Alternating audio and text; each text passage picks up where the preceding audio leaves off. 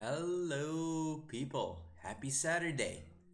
This time we are going to go and take a look at how to play beautiful, beautiful games of Gambits. Hey, Luke, how are you? Now, apart from that, it is Saturday. That means I am going to play subs, analyze games for subs. So if you want to be part of that, make sure to check out our Discord as you can post your links over there. And without any further ado, and that out of the way, let's get rolling.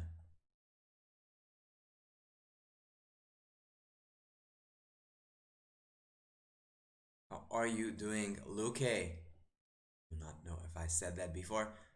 Also, if you have suggestions for gambits, that is obviously welcome.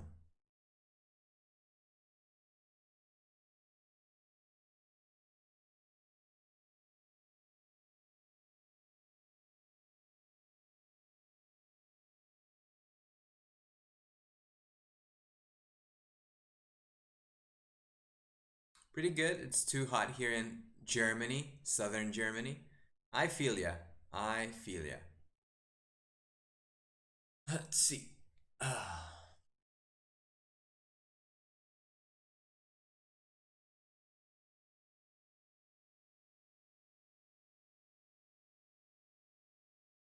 Waiting for wonderful pairings to arise. Right. Gambits. Hmm. E4. One of the easiest gambits is the Portuguese. You give up a pawn, but you do get compensation. Bishop G4. 3, Bishop F5. There, E6. Knight C3. Then I'll take on D5. C5. Bishop B7. Gonna go castling. And instead of being behind development, I'm in front, which matters a whole bunch. Okay, it takes e6. I'm trying to undermine the center, which is critical. There. Uh-huh. Takes. Let's take and go knight d7. Hitting on that pawn. There, a5, undermining. And that's a typical idea. a3 doesn't work because of this rook hanging. And that's basically this minimalistic difference, but it's a great one. I already have my pieces developed, unlike white. There, knight takes d5. There. Bishop c5. Pressing there. There, knight takes f6. Attacking the lady. And this is the intermediate move that actually nets the piece. Hey, Gaspo. There, okay, let's start rolling with the pawn. Actually, it has a fairly easy route down there. Go bishop d2. c5, c4 is going down. King f8, you're going closer to your potential goals. Rook d5, blocking this rook's. This rook is actually blocking the e5 and d4 square. So I'm trying to say there. And also this knight is trapped. Now I'm just, as this knight can't move, I'm just rolling down my c pawn. Knight e5.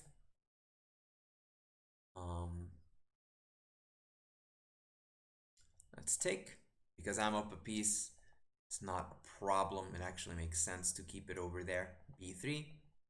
I am giving up the pawn, however, create a powerful passer.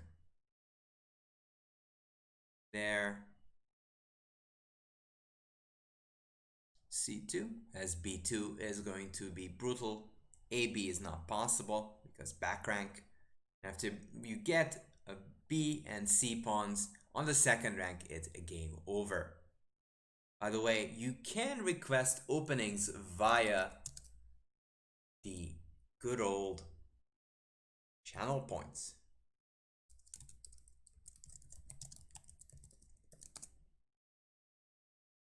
There, okay. Okay, two. I'm going down. There, B2. Queens.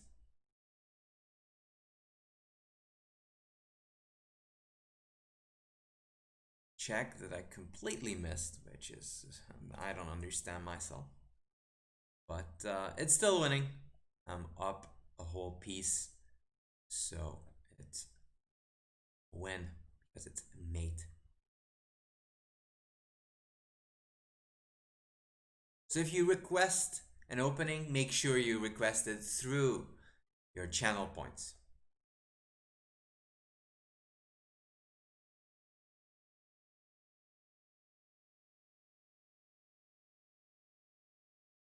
I don't even know where I am. Oh, I'm here. Good. Good, good, good, good. Again, as this is Saturday, make sure you check out and make sure you check out the Discord because there you can post your links. All right, let's do a Gambino. How can I Gambino this one? Let's do this Fianchetto Gambino, one of my favorites. F4. B6. Knight F3. There. Okay. C3. D4. E7.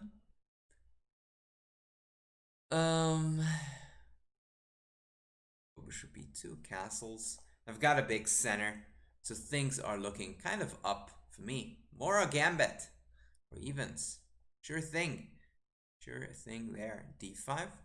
Opening it up for the bishop. And that is one of those things that you've got to keep in mind. Whenever you play G6, you always have to be mindful if there's a bishop on B2 or not. There, knight A7. Okay.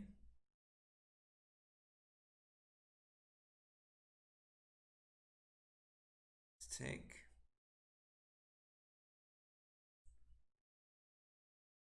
There, knight E5. And even though this defended a lot of things, this F takes, but it kind of left this G6 pawn a little bit loose.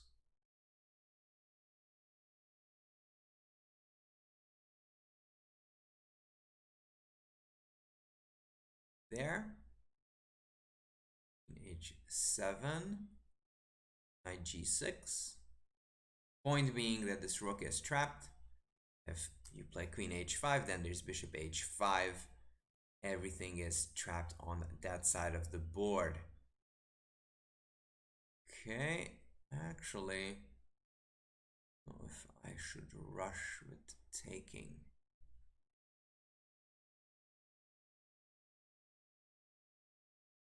There.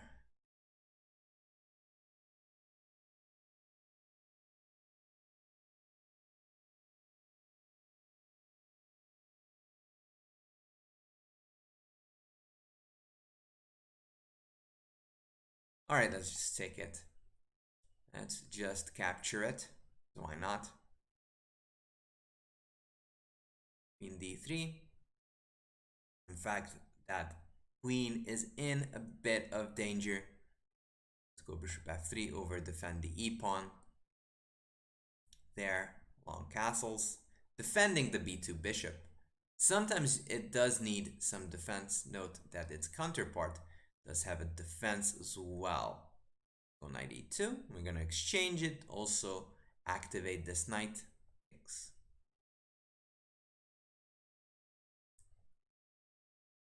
Knight C6. Okay, c3, so there are no more checks.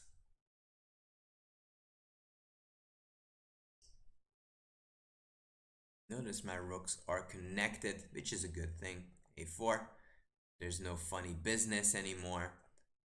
There, okay. Let's go e5, exchange the queens. And after that, I just have to exchange off most of the pieces. And then it is very close to be just a win. Takes, takes, takes, rook takes. Rook h3, bothering that h pawn.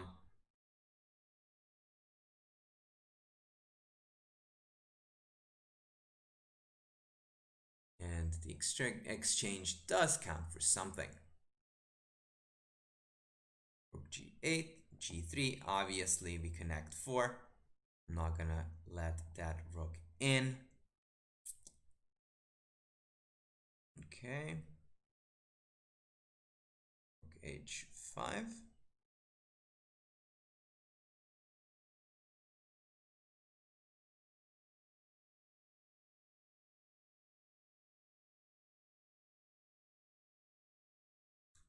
d5.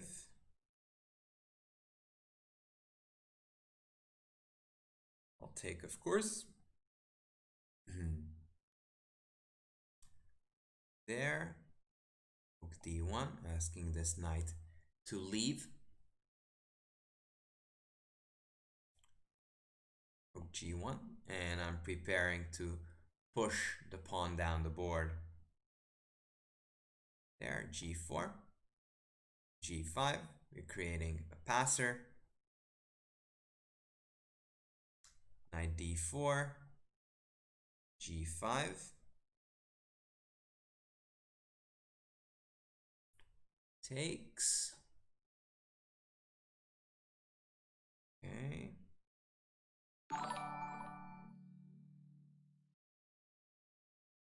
Fg.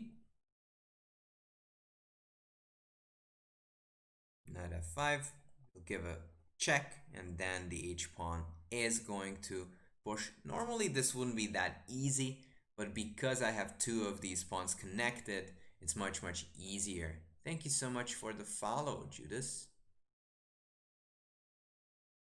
Hey J-Rod, how are you? h5 and then g6. Pawn is running down the board. g6, g7, rook h8, g7, and the rook is stuck. There's not much hope left there.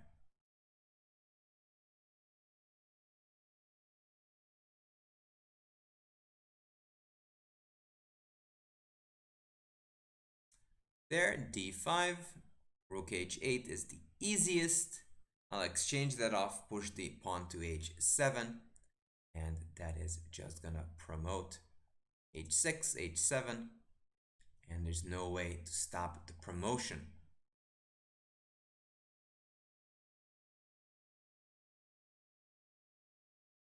h7, and now it is promoting. Okay, here, and promotion is coming. Now I even take that knight, and the queening is unstoppable. Now, even though my opponent did not really allow me to do that. Oh, if you have a puzzle, you can post it on our Discord, but at the moment we're more focused on Gambits. But in any case, thank you for the idea. e4. Let's see, what can we gambit? We can gambit over here.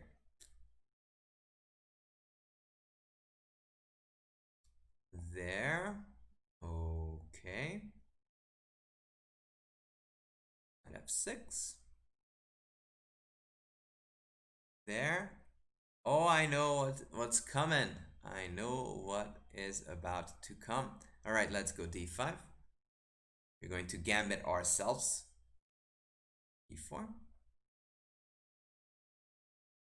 Yep, my opponent attempted to Stafford, but now instead there'll be other troubles. Oh, I had a way better move than this.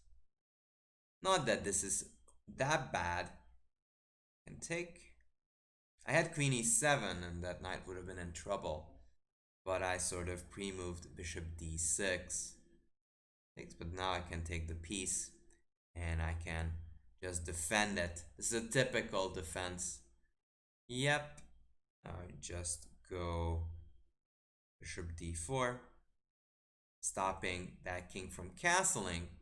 My king is in the middle, but it'll be relatively safe with all of my pieces still around. Let's go rook e8, just setting up for castling by mano.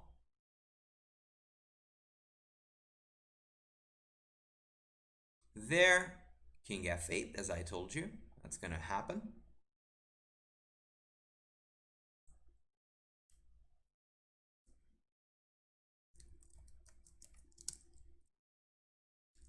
So feel free to suggest ideas, opening ideas. However, more than likely, I'm going to choose the ones that has been requested via the channel points. And now this is a problem. There's too much pressure there. Just way too much pressure there.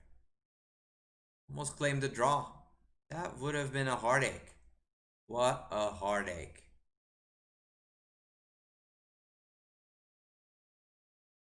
Would have made me really unhappy. Alright, so let's go d4. e6. How can we Gambino? c4? We will Gambino, that's for sure. Okay. c3. There, d5. Bishop d2. f3. e3.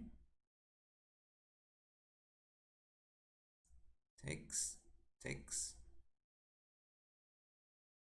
Knight d5, and that's a big mistake because bishop d5, then bishop b4, and after bishop d2, queen d2, and I defend the knight. My opponent actually made that mistake. Big mistake. There.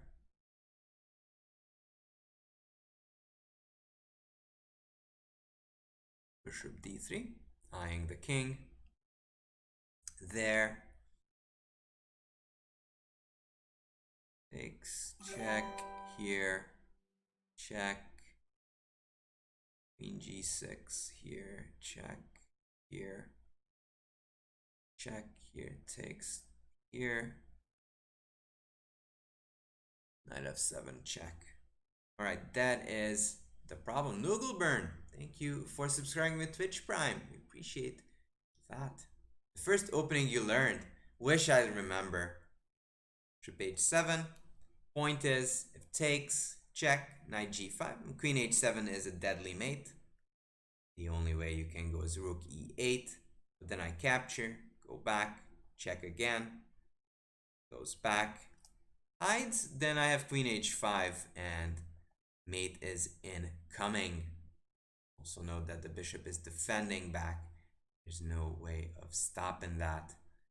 There. Okay, that's being tricky. I doubt that this should survive or could survive.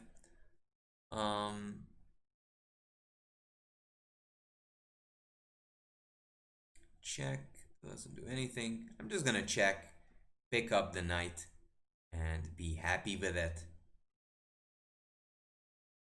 Takes knight e5, check, king f5, check. Here. Nah, just take the knight. Just take the knight. Sometimes simplest is the best. Simply the best. Better than all the rest. Okay. Let's bring in our folks to the attack. Simply the best. Better than all the rest. Okay, rook h3, we're coming in. Ill, thank you for the 50-bit cheers. There. Okay, knight e5 takes check here. Queen f5 and its mate, so we go here. No, I go knight e5 first. Knight e5 check. Takes here. Check, check, checkmate. Check. I have queen f5 and it's mate. Mark, thank you so much for the raid.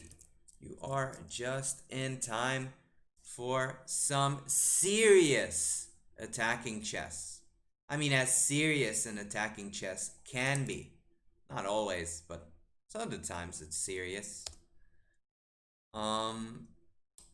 Queen f7 and I'm going to go for aesthetics. Nah, I'm not. Just going to give a checkmate. Hey guys, hey Cruzo. Hey, listen here. Hope the stream was nice. Hope you guys were treated with good Mora ethics. Hey Cruzo. Hey, listen here. Alright. Got to play a bit more aggressively than we already have. I did sacrifice a pawn, although my opponent graciously gave me back a knight. However, I, did not object too hard. Anyways, if you are interested, definitely give your opening suggestions. That is more than welcome. So far, I think we have a Stafford and a Mora already, believe it or not.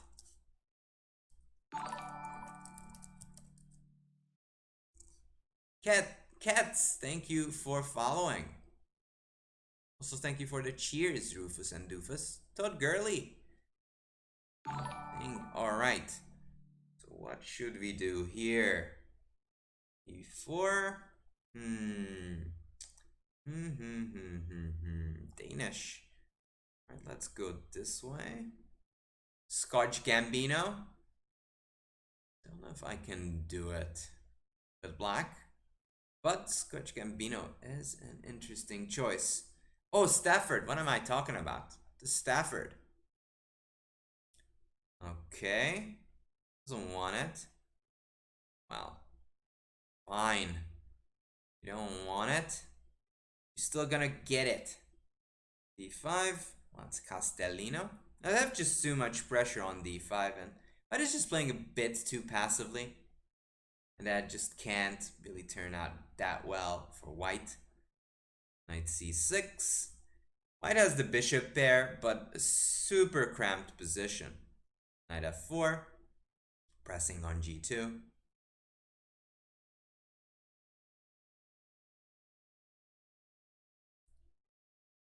The Danish. Alright.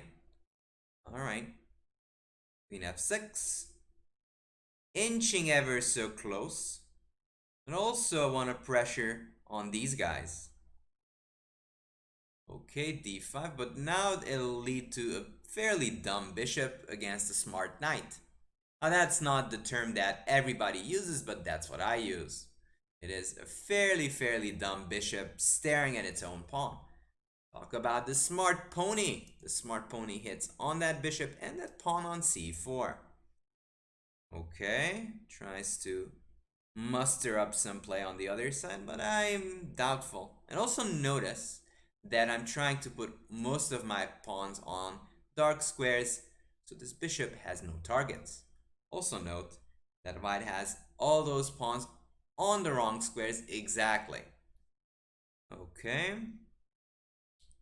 Let's get this rook on the file first.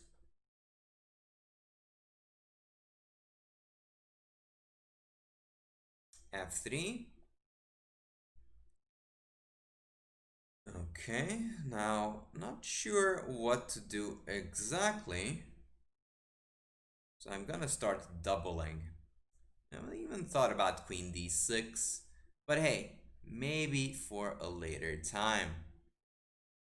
Okay, let's double. Doubling is like silently evading a better future. That's the whole plan.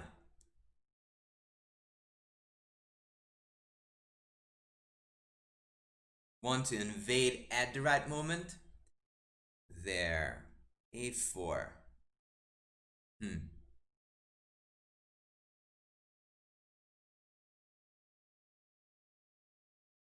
I'm thinking about going h5, h4, h3. Just soften the king side.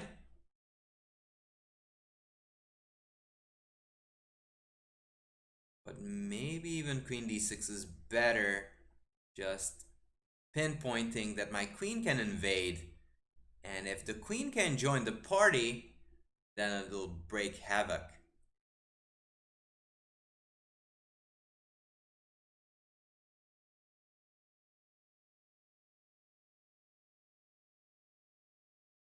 King h1. Okay. Alright, now it's time for me to start pushing that h-pawn. There. Don't want to take. Actually, I can take by now.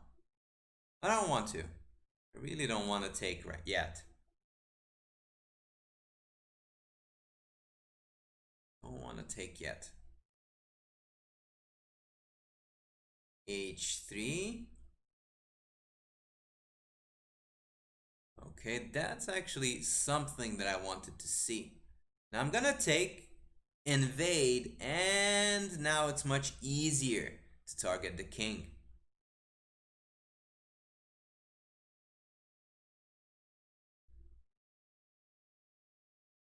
Takes rook e2.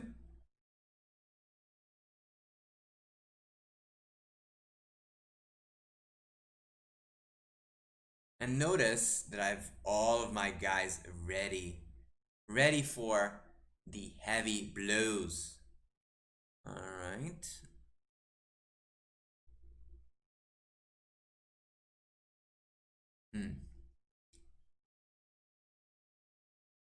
Can go queen g5, rook g1, which is a good first moment. I think that's good. Here, rook f2, and just go double up. Put both of those tractors on the second. That looks near deadly. Hey, Stockvis.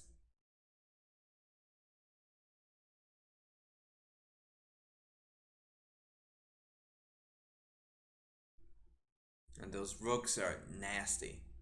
Those tractors are tough.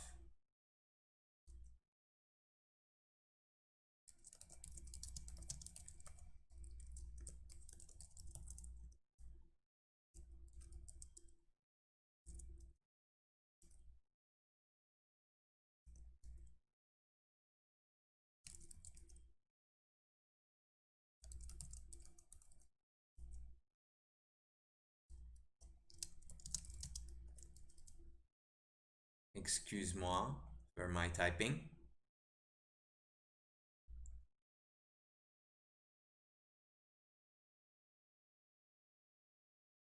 So I need to refresh myself just a little bit.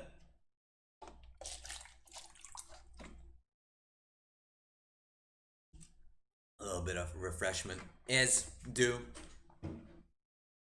Those two rooks worth a queen? Oh yeah, they do. And that's why doubling is such a big deal. You always want to prepare that idea. And if you can, own the e-file. And that's the reason I could invade. I was ready to get in. I don't know if you guys ever play FPS games. You don't want to rush in alone, where there's thousands and thousands of counterparts lurking. By the way, there's some funny ideas here that I wanted to show. So let's say c5, here, d6, queen f5. If your opponent would feel, I'm happy, there's nothing that could happen. Boom, baby. Those gangsters, or trucks, as we used to call it, those tractors just do the business. They're like tanks, right? And GH and Rook H2 is checkmate. That is actually the plan I was setting up. Otherwise, you have too much pressure to deal with on G2. So either you move away from defending that square. Also, by the way, Rook G2 is also winning. Check. Queen G2, checkmate. So in both cases, there are beautiful, beautiful tactics. You just need to get those tractors on the second.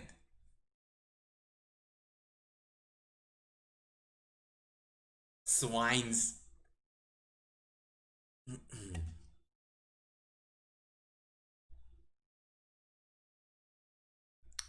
Alright, so we have Stafford on. What do you have as suggestions? E4?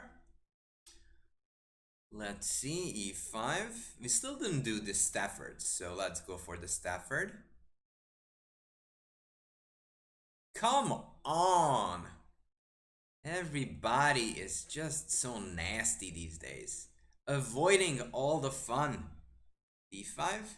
You can't avoid. You take my pawn. Take my pawn.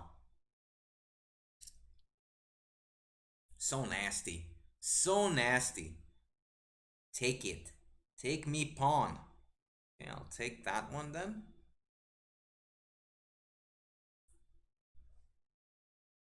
There.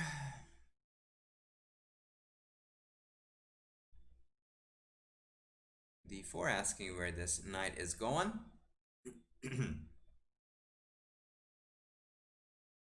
Swine mate.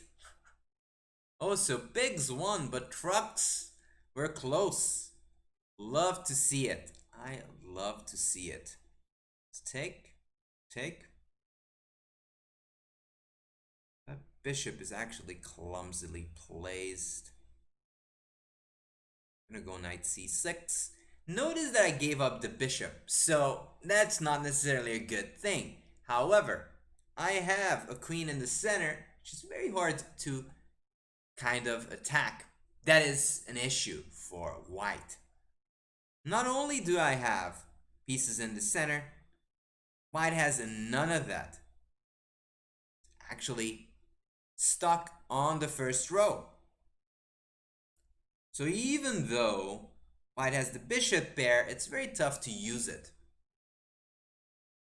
in this case.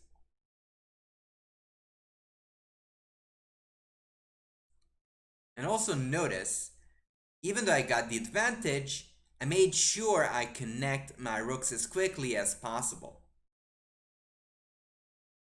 And again, and I'm a bit upset, guys.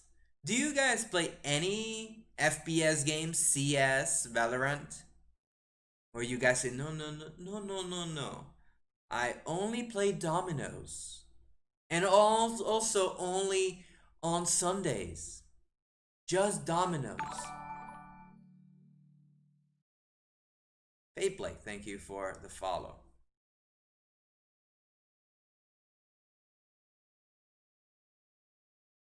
You play Bullet that's more FPS than all of these? Correct there, Kamish.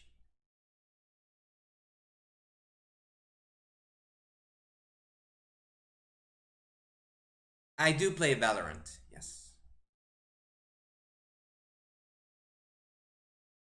Now white is struggling because this bishop, this pseudo Spanish bishop, actually is pinning that knight, or will pin it in the long coming future. If this knight moves, I move my queen, and that pawn can move because of the pressure.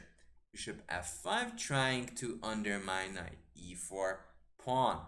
Makes a lot of sense. There.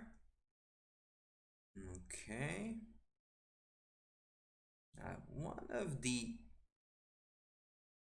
targets that we learn at the beginning of our career is the f2 pawn. So never forget that because it might come handy Going to put pressure right there. Okay, rook e8, eyeing the queen. The queen e2 move was devised to defend the f2 pawn. However, the normal way of developing d3 is stopped because I have ed in that case. a3. I have 1, 2, 3 defenders. 1, 2, 3, 4 attackers. That's not a good number. Not a good number.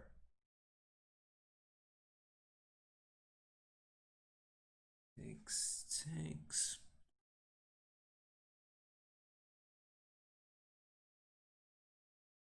Queen e5. Normally you have to have the exact same amount to have enough defenders. But what I realized that I want to create some battery. One of the best songs that I know, and also one of the best devised ideas in chess. Also, I want to prepare the knight d4 move. Golf, snooker? Oh, you play snooker! You must be a big fan of Davis. Davis is actually, I'm a big fan of Davis. Okay, takes. I'm pretty sure that this is very much doubtful. So I can take, and there's back rank issues. Yep. Back ranker.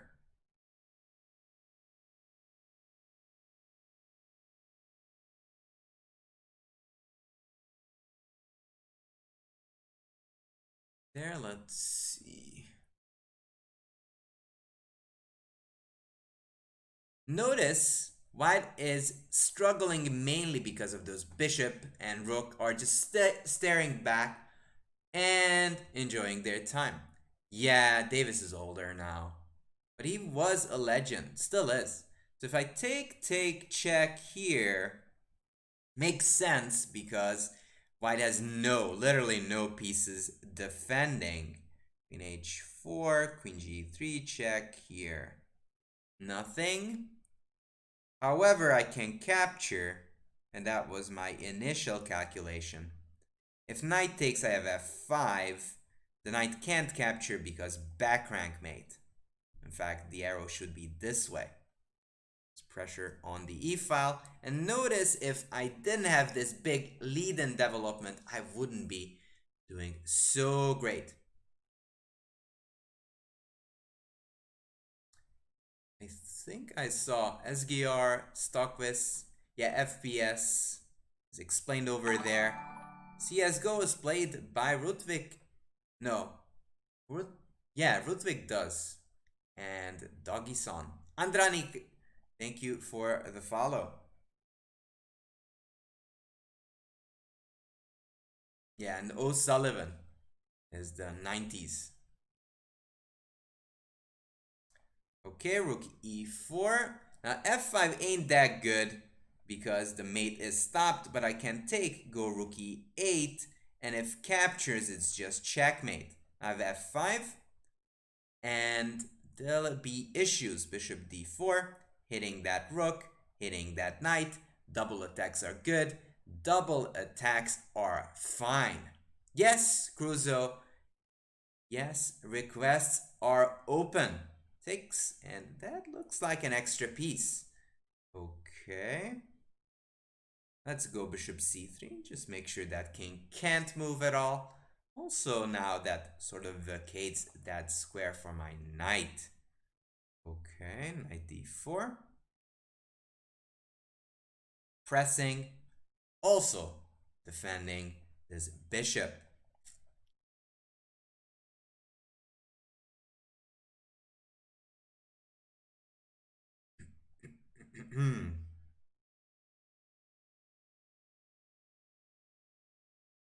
There, knight c2.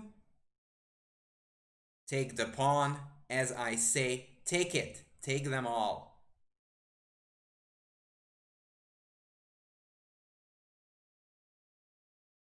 Knight c2, king f7. There. Let's exchange the rooks. That's fine with me. Let's take here. Take bishop b2. Let's bother that a pawn. King e6. And that's the other thing that you should remember. In these type of positions, that is the endgame, you've got to bring in the king, because the king is the strongest piece. King c4, rook d3, exchange of the rooks, and then I pick up everything. I'll take that, and the a pawn is just too fast. Takes. There, bishop c5. The king is cut off. a5, a4, bishop e7. There's no way to pass through.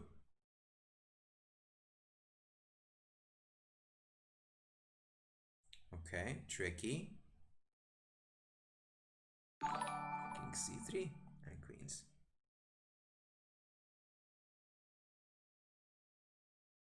Check. Mate. That was actually a nice trick by my opponent.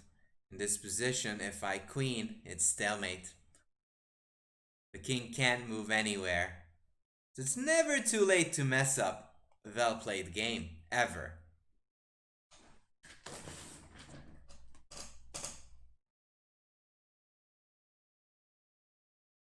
But obviously, the end was mate.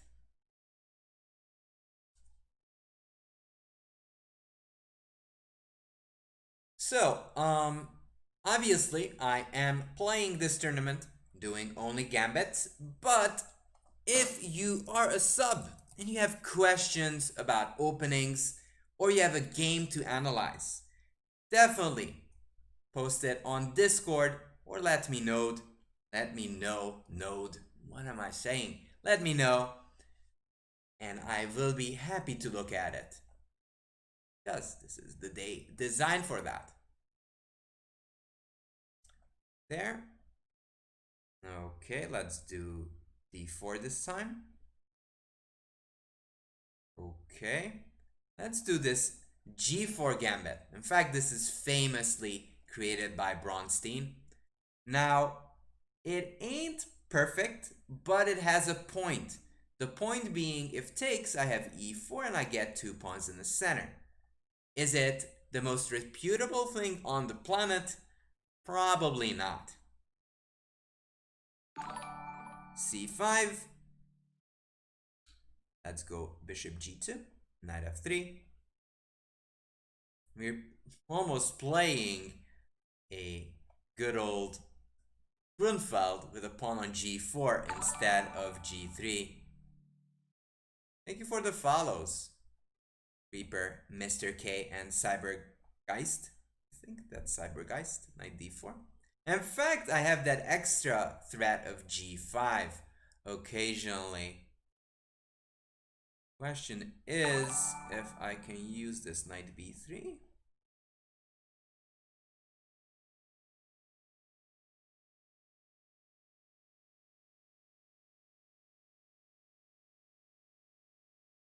Okay, bishop d2. Want to get rid of that bishop.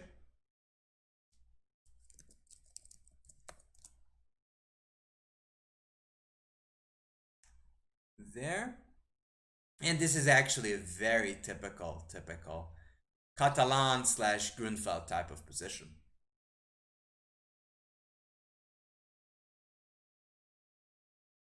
BC. And here is the typical way of playing. You take here, you take on b4, and you stop black from castling. Takes. AB. Yeah, AB is fine. The whole point that white is trying to do is to stop this king from castling, and my king will be relatively safe on this side of the board. This bishop is just better than the other counterpart on c8. Okay, I guess this is the first downside of g4, unfortunately. But I can just go rook g1 over defending it.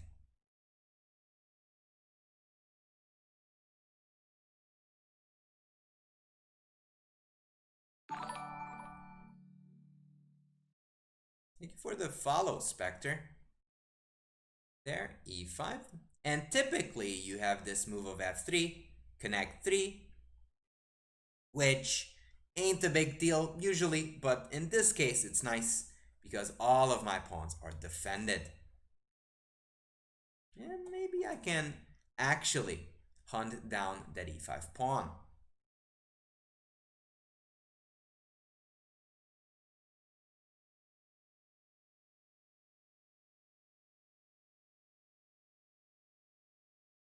By the way, the Legends event is almost upon us. Any predictions for that?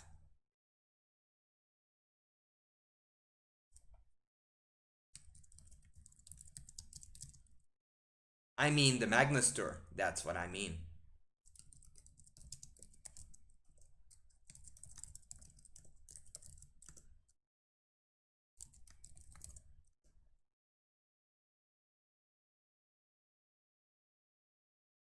Bishop e6. Trying to target my guy.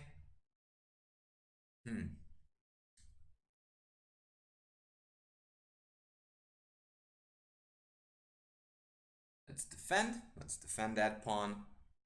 Rook a2. Rook d6. Attack that.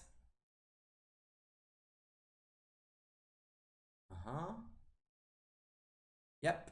Bishop d6. I want to pressure on e5.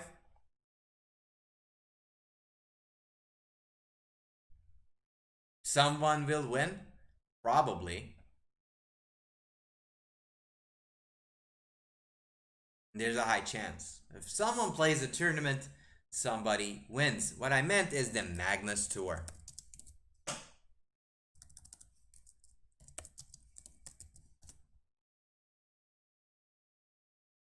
Even search up some info.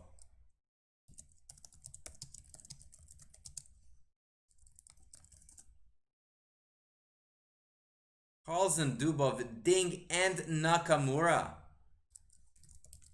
In fact, I am going to ask you guys, what do you think? Who's gonna win it? Knight d7.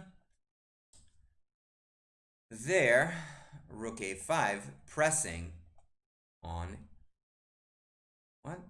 No.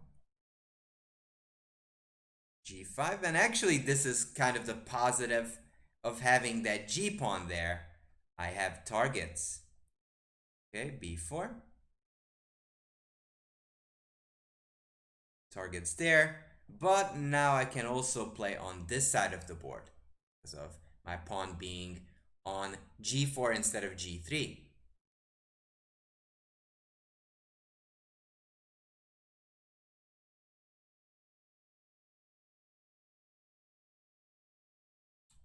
a6. Let's bring in the knight. Let's activate that fork.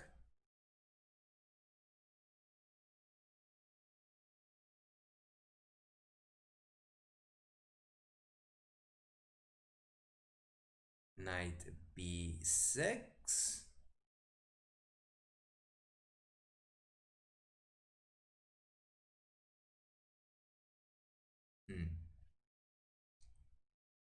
Take.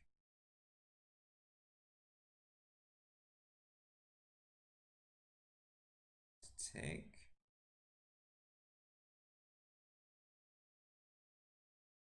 Point is if takes, I have bishop e5 check. There.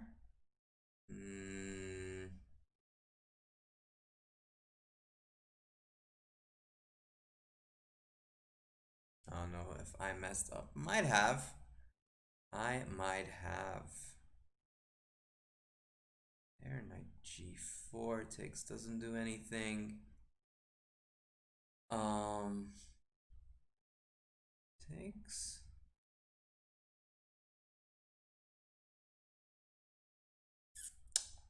Not good. Not good. Not good. Takes. Knight e4.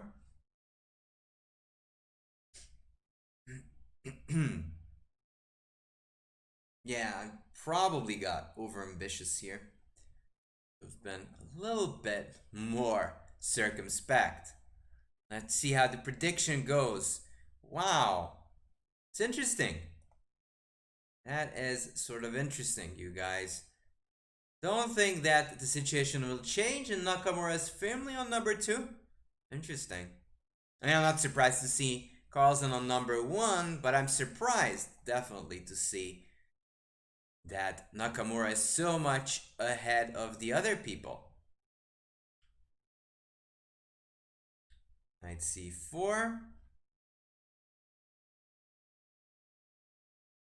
Play rook c5, pressing on c6.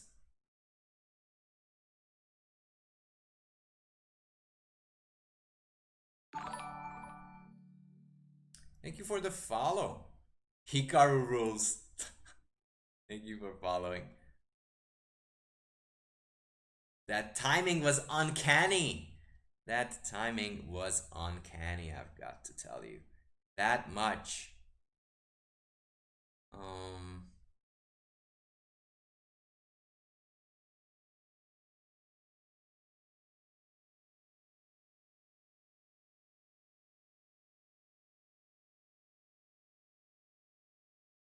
Okay, king c1.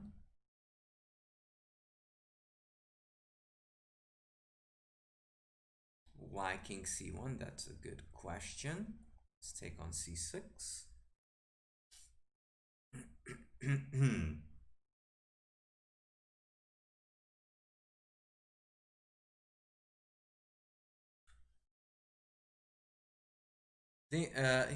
Is anyone keeping track of what gambits? So I actually attempted the Stafford. I played the Fianchetto gambit. I played the Portuguese. But there is still some room left with a Mali primogenitor.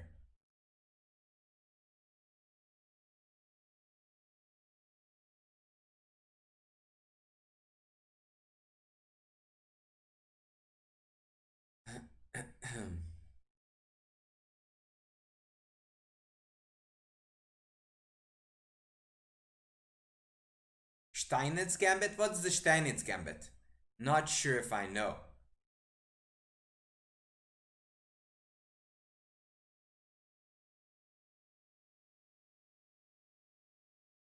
The Boden?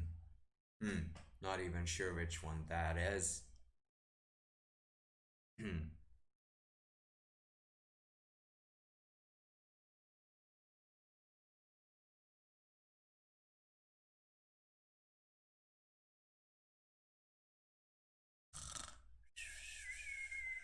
Alright.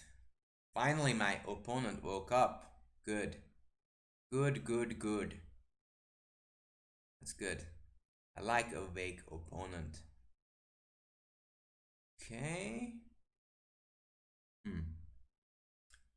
Check.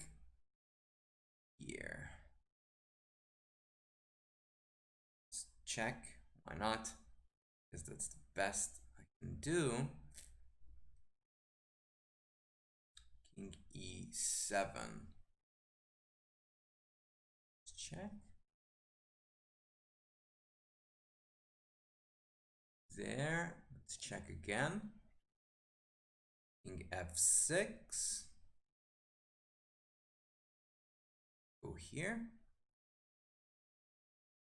Oh, we don't have a lot of time. c2. Now it's getting tricky. If I manage to win the a pawn or even exchange it, then it is just a draw. Or even this way. There, rook c5. e5. a4. c6.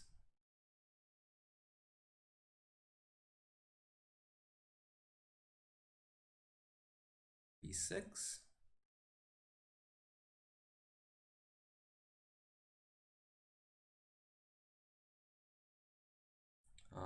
Let's take b7, king a6, king here. My king is just so close.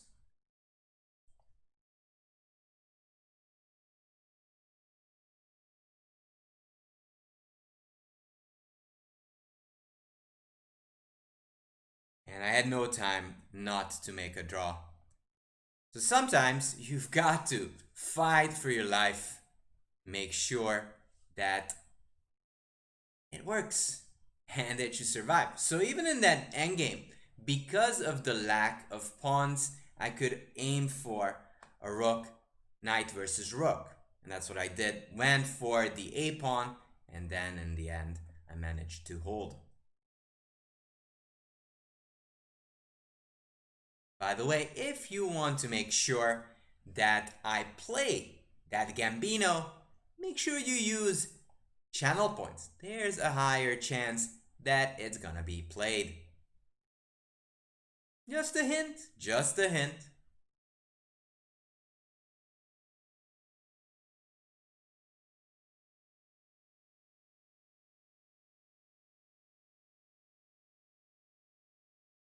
All right, let's go e4. There. Which one to choose? Which one to choose? Can go f4, can go d4. Already so many gambit options.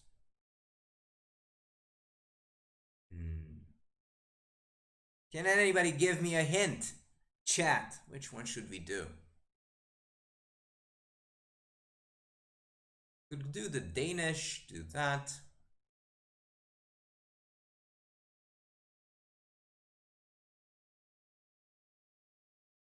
Well, we're on e4, e5 primogenitor.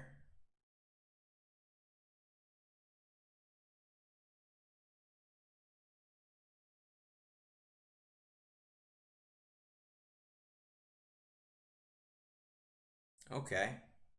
The Steinitz. Okay, the Steinitz. All right.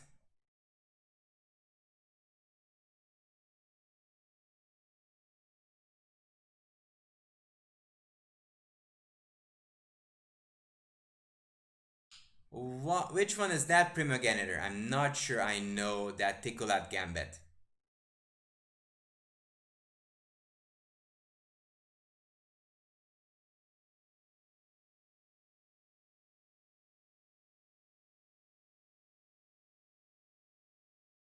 F4.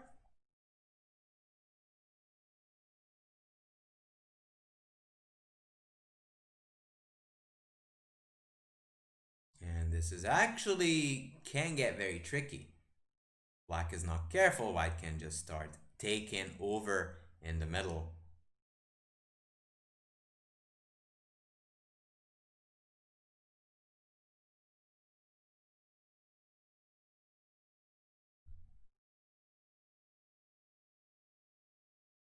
D6, knight f3, pressing, bishop c4. There takes.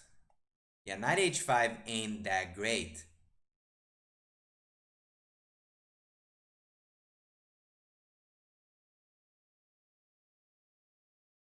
Mr. Queen Knight, obviously your request is appreciated, but this time today we are only doing for subs. Now I think I can take, and I have Queen G4.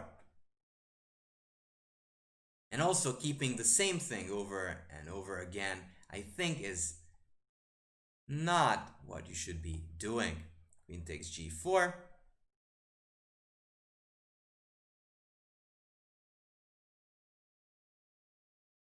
Queen E6 is checkmate.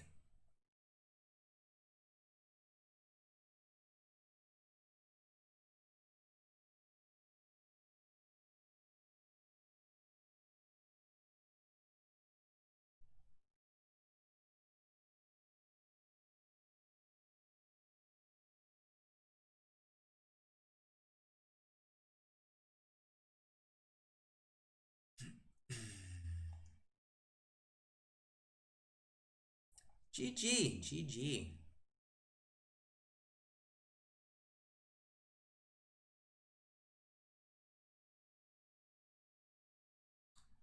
All right, so we did We did the Steinitz, we did the Portuguese. We still have lots of options left.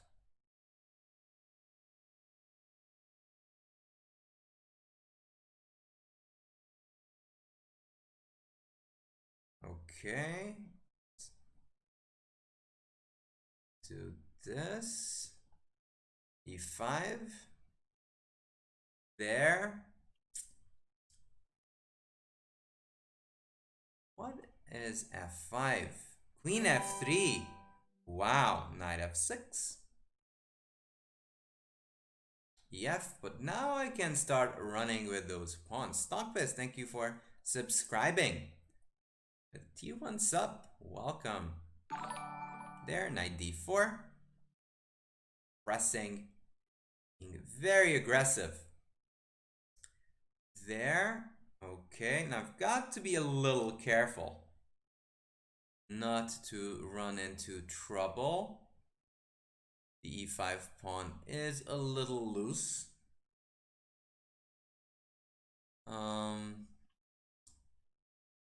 Go bishop D6.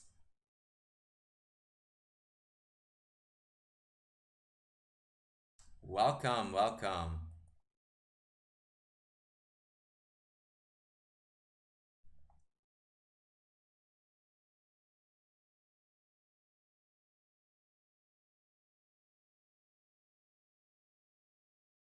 And even though I'm giving up some pawns, I own the center, and that by in itself is a form of compensation.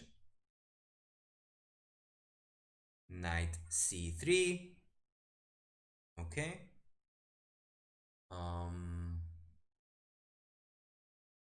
Can go C6 if I'd like. Just E4.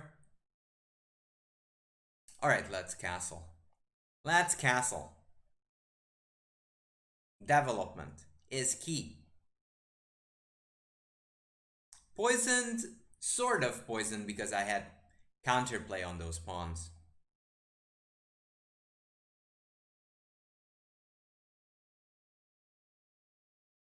Knight E2. Let's take this pawn. Yep, let's take that guy. Queen is suddenly in some trouble. Queen G5. Let's develop my pieces quietly. Notice this good old box full of pieces in the middle. Knight G3.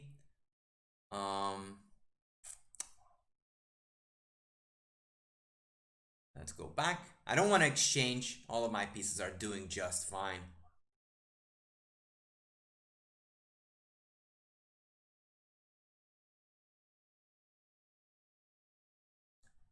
Okay, H6. Asking the lady to leave would be greatly appreciated if Her Majesty would take her leave.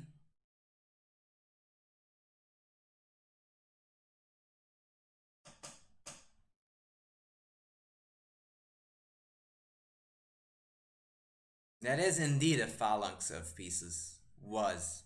Not anymore, because the knight has left to better pastures. I didn't pass away, but it actually is doing some other stuff. Bishop e7, just pinpointing that this lady is still not having a fun time.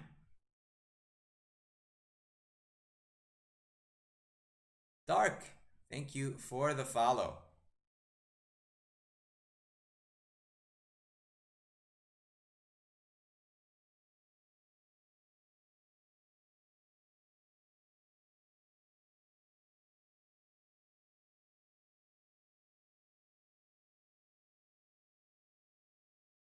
Knight e2. And after knight e4, it is trapped. Is it trapped? Takes, yes, it's trapped.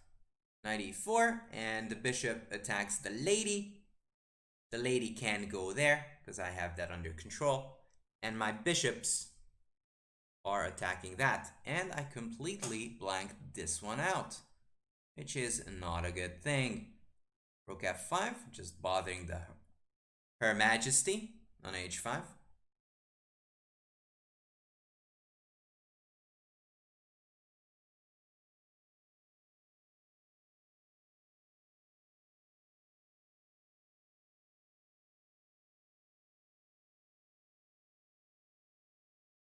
Yeah, that square just was outside my horizon.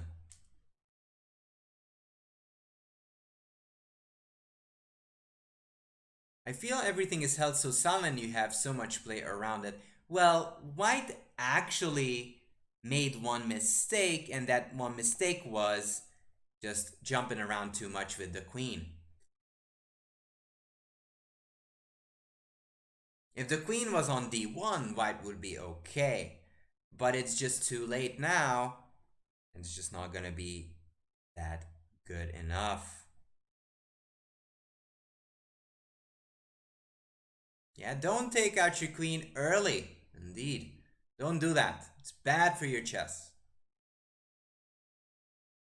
Queen e2. Wow, nothing works quite as planned. That is sad. That is sad.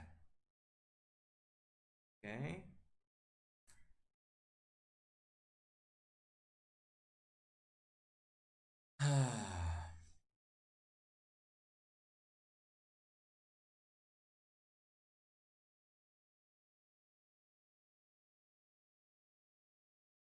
Here takes.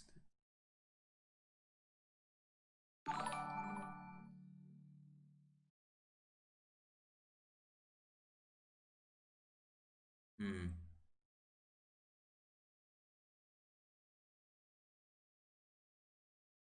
Knight c5. Defending, attacking, both at the same time.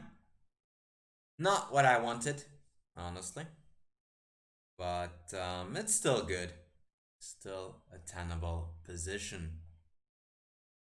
Why didn't I take the queen? I was a bit worried about my opponent getting too much counterplay. Think I'm right. Think I'm right. Objectively, I think that's not good for me. I thought that I'm winning a piece, but I missed an idea. There. Queen d7. Protect everything.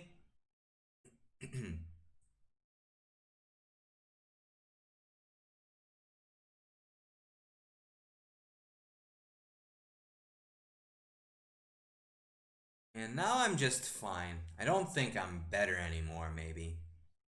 Might not be better. Yeah, I should have punished it, but knight e4 was inaccurate, unfortunately.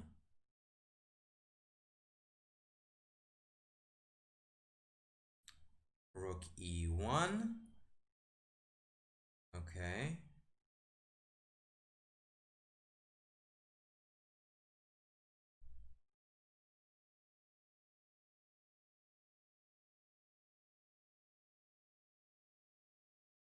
Bishop f7.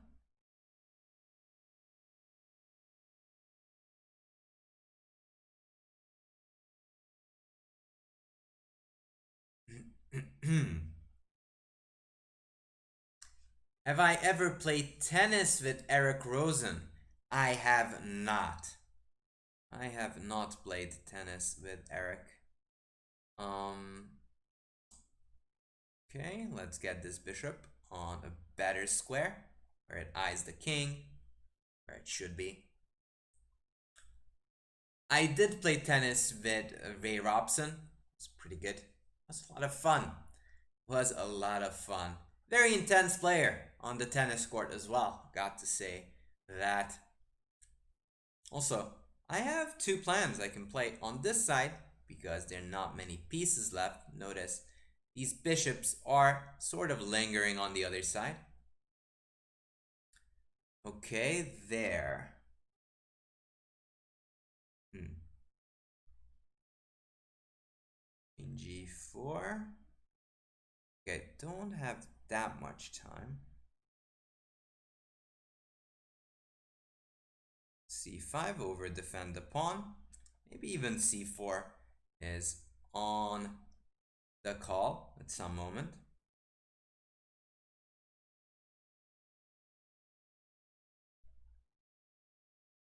So this is still sort of tricky stuff. Tricky stuff.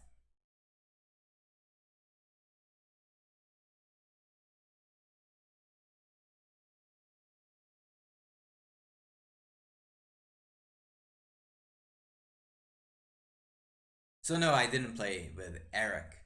I did play with Ray.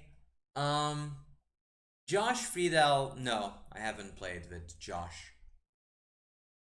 I know that Josh also plays tennis. Haven't seen him live yet, though. They're attacking here, but I have this intermediate little move. Bishop h5. There isn't that working. Well, it should. Bishop h5. There. Yeah, bishop h5, hitting the lady. There, king h7. And I have this threat and the threat of taking. Both at the same time. Again, I'm pretty low on time. Hey Jackie, how are you? How are you doing?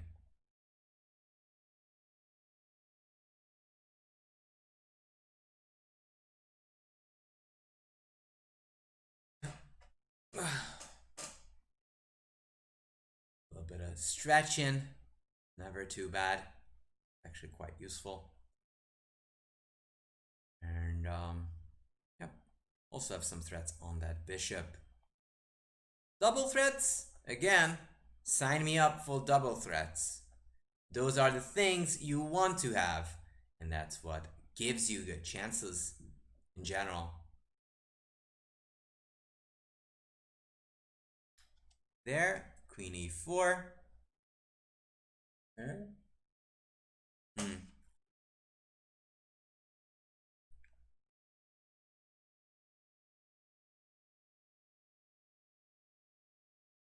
What the heck? Why is this keep happening? There, let's take. d5 takes.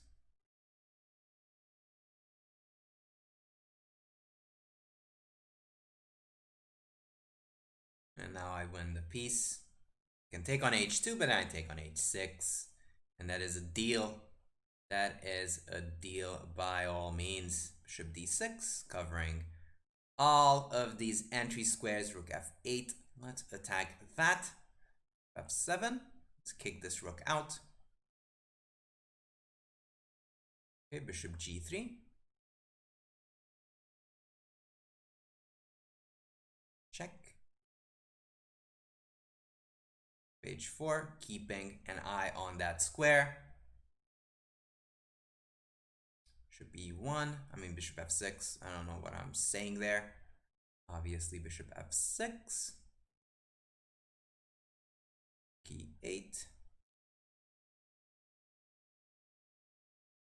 Takes c4. We're activating my folks. Okay, bishop a6.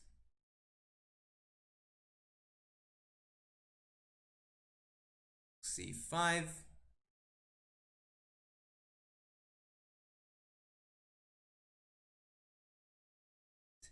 Takes. Really should have. No time. No time. No time.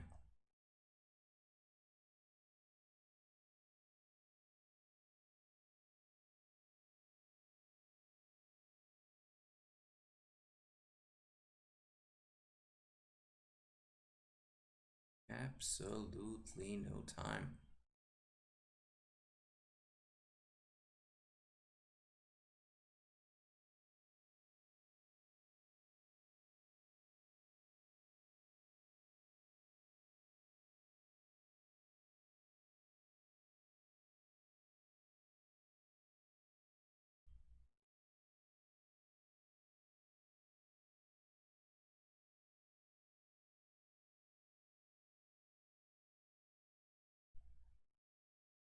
Oh no.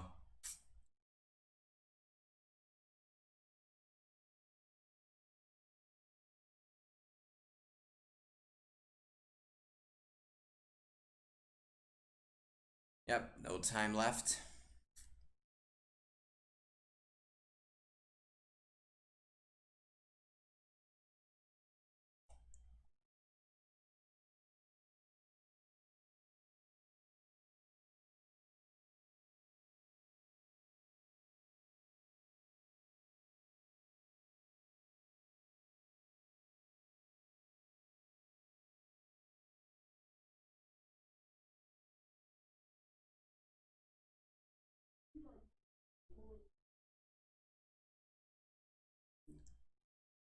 Yep, and it's only a draw, but it is. Oh, frick. Frick. And my opponent ran out of time. That's funny. That's funny. My opponent thought that I was slow. It turns out my opponent was slower. GG, that was hilarious. Yeah, was winning, but I had zero time left.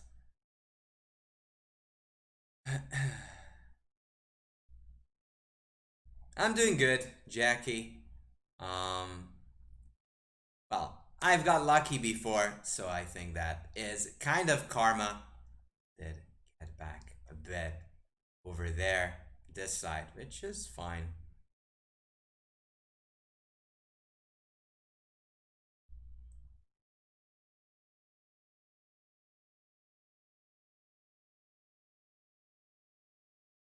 All right. So let's go e4. There. Now, which one should we do? We did the Steinitz before. I'm not sure which one should we do this time. Let's do the King's Gambit. Let's do the King's Gambino. Takes.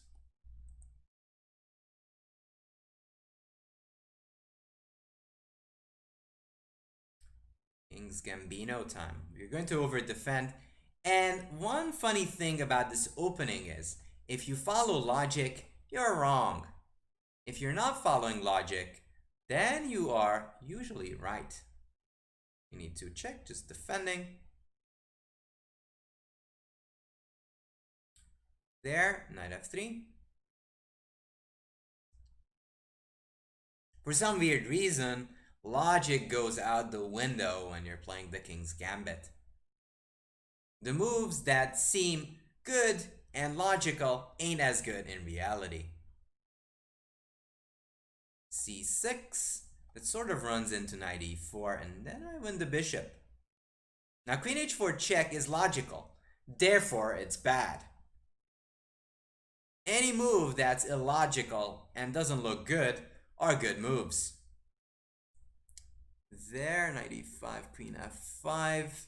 Well, let's just take the piece. Can't hurt.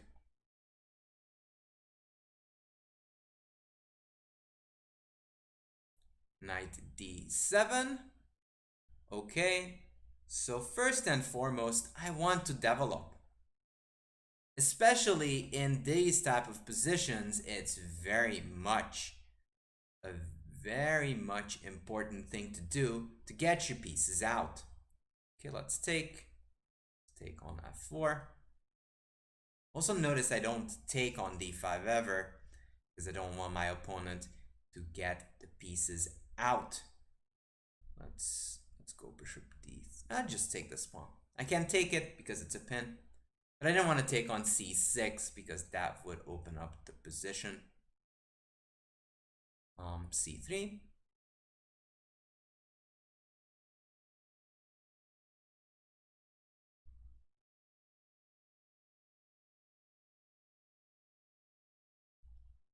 There, bishop d6, eyeing the e7 knight.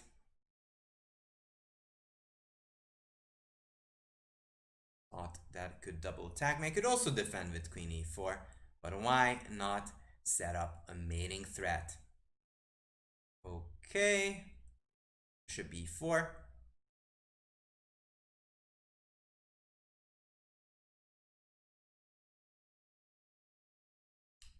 There, queen b5 check, pressing, queen b4 again, and now I am planning to get the number 4n.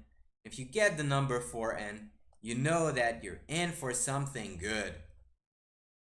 That's coming. That'll be a problem. There, queen a3, keep to it. There, bishop takes c6, and that's lost.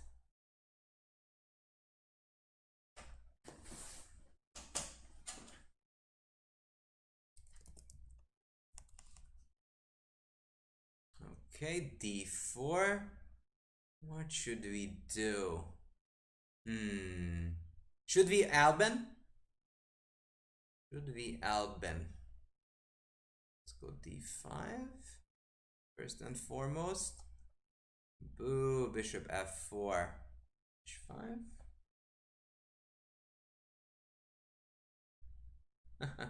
And this is actually Eric Rosen's brilliant idea. e5 wins. Wins the piece. Love it. e5 and g5 h4. The bishop is trapped.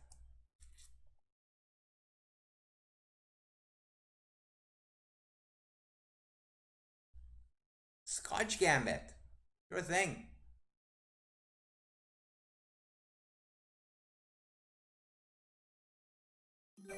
My book. Thank you for subscribing with Twitch Prime for 3 months. Subscribe for 3 months.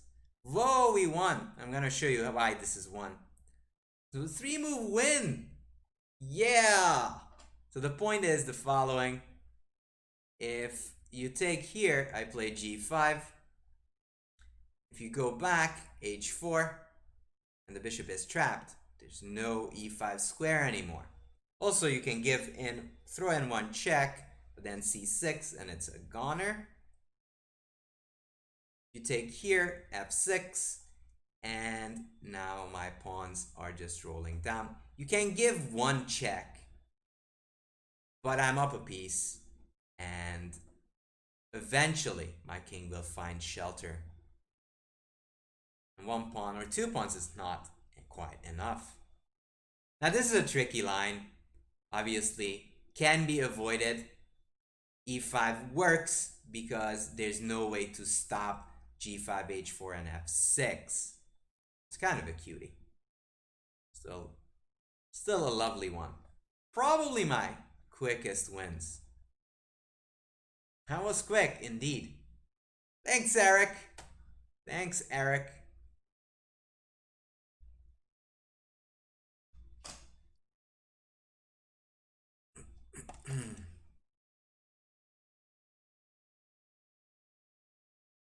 All right, so we want the Scotch Gambit next. Want the Scotch next?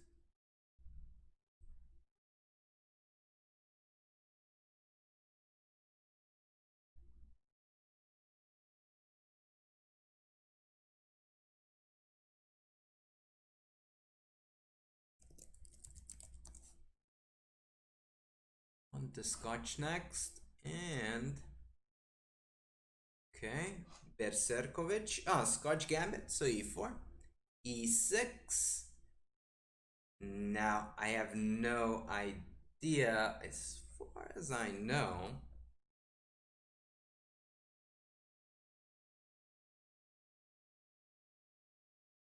I'm going to go with my good old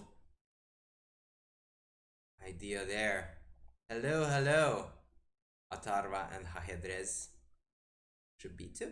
I'm giving up the pawn, but for that I will get Budapest-like play. Knight e4, queen e2. There, knight f3. There, g4. I don't mind if they take, because my rook will be ready to pounce on that side of the board.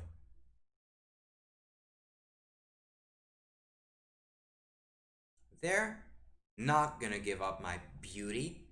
I want to retain it for a better time.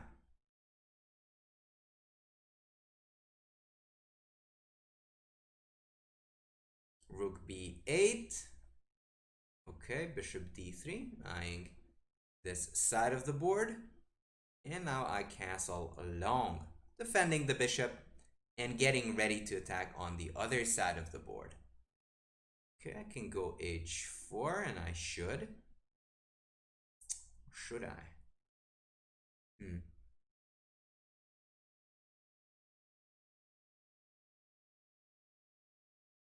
Yeah, h4.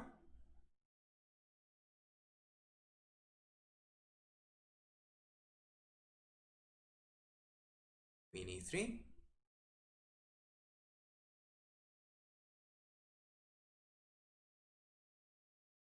And now h5 is incoming.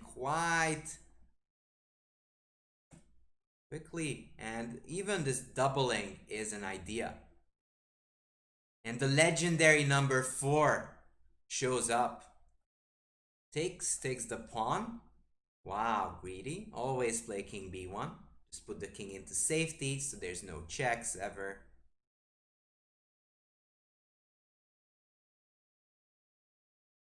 Don't want to face that.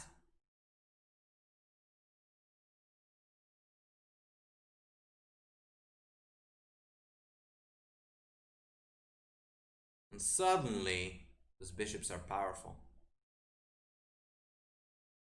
And another number 4. I'm kidding. There's no number 4 over there. Okay, queen h3. g5. Ugh, that looks ugly. MTB Chris, thank you for extending your tier 1 subscription through July. Welcome back. Welcome back. Also, if you have any questions about openings, a game that you want to get analyzed, feel free to post it. Alright, and I've got to figure out a way to move on in. There. I'm gonna give up f4. Just get my rook on the file. h6. Okay, d5. Open it up for the bishop.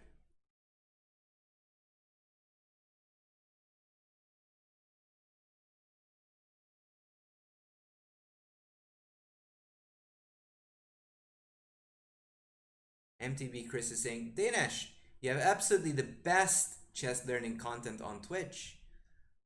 I hope you're right. And again, thank you so much. Appreciate those kind words.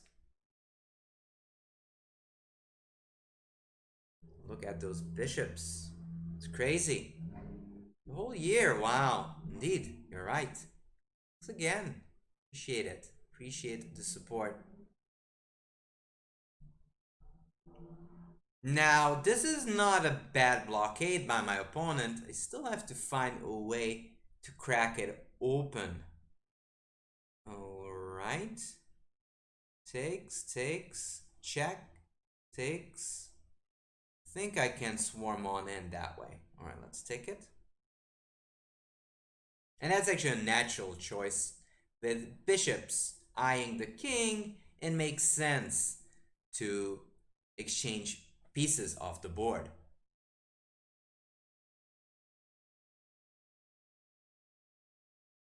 You'd love to see my thoughts on the London as white and black and the Caro-Kann as a black. Okay. Going to get into after the tournament is over, if that is fine. I hope that is. Bishop h7 check. The point is, want to get in there. Could start with queen d3, queen g6, because those important dark squares are controlled. Takes here, there. Yep, queen d3 check.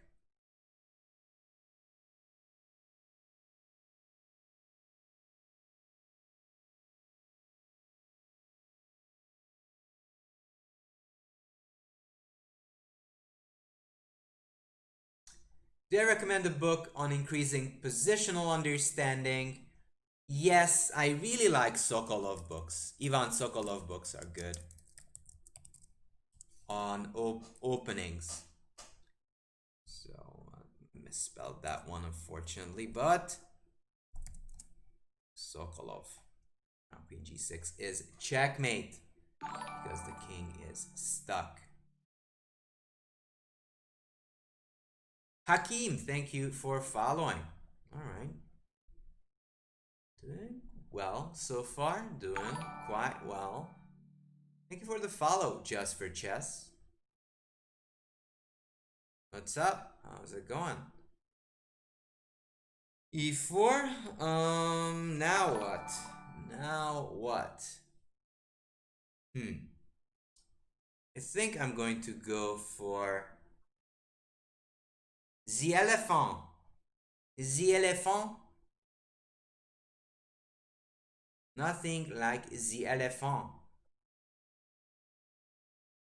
Now the elephant gives up a pawn for play, meaning for extra moves for black, even though it costs a pawn. So, give and take, one or the other.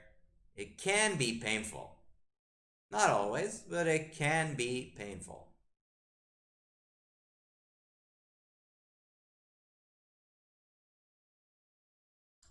D4, knight c6. We are undermining the center. Notice, again, this is one of those ideas that I never really mentioned, but I should. Knight c6 is a good move when you put pressure on those guys. Okay, bishop c4 trying to be aggro.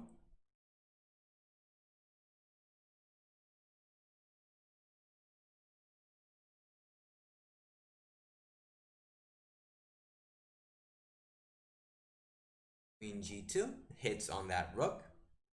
So even though there's some checks over there, this opens up whole lines of threats around the white king.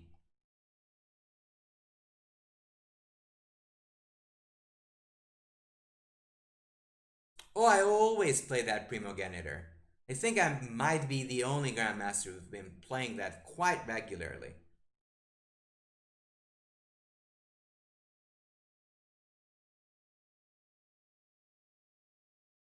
Queen f3. Okay. I might have to take, yeah, I'll take bishop g4. Maybe I should have just gone bishop h3. Wasn't that certain about that one. Anyways.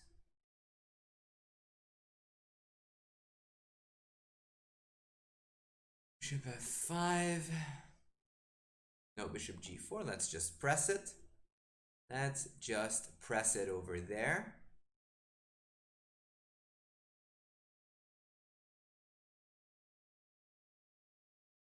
And that pawn is sorely missing. But it has a good center pawn, but I have more development.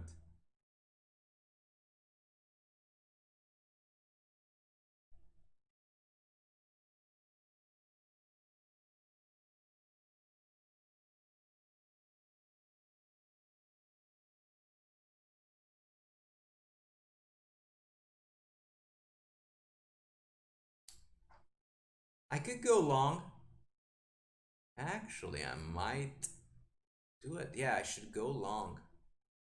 Go long and put pressure on that king. Pawn is not as important as it is to get this rook on the open file.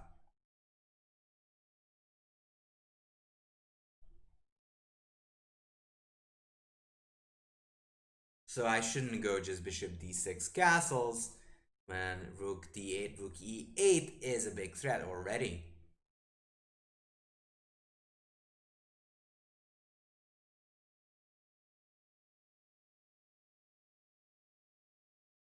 Okay, castles, short. Alright, I'll take this d4 pawn. Why not? Why not? Also, knight c2 will be on the cards. And that is something you like seeing on the cards.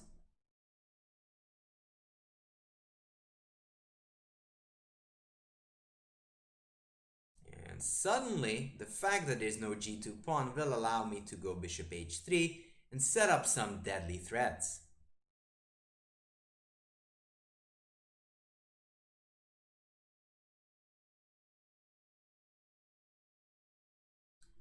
So after this tournament, we are going to take a look at the questions asked by our dear subscribers. H3, and we'll take a look at the games that they want me to analyze.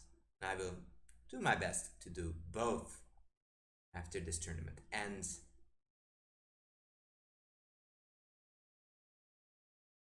So if you have those games, do post it on Discord. This is nasty. The king is stuck. Whenever there's a bishop on f3 or a bishop on h3, the alarm goes off in my head and says, oh my goodness, there are problems. That's one of the first things that I learned when I started playing. That oh my god, if I'm not careful, there could be something tragic going on.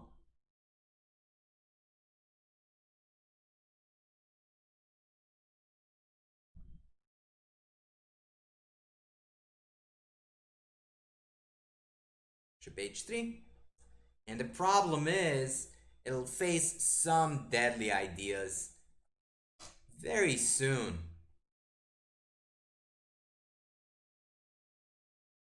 I mean, white will face some deadly ideas.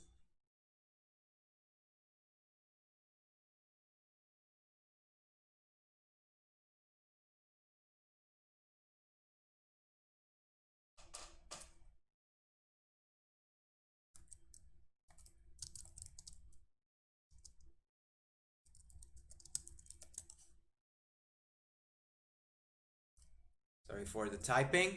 I am just trying to find one of those things that I did before on the London. Man, how the computer tries to mess up my name. That is annoying.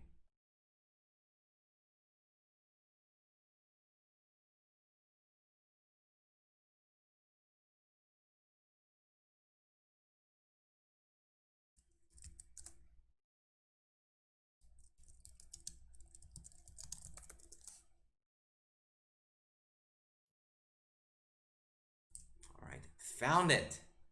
Found it. Yeah, white is in a pickle. The problem is the following. A check, king hides, and I have bishop g2, bishop d5, bishop f7. And it is game over. Not much white can do. There, I'll take that. Because why not? It's free, so just take it. Rook d1.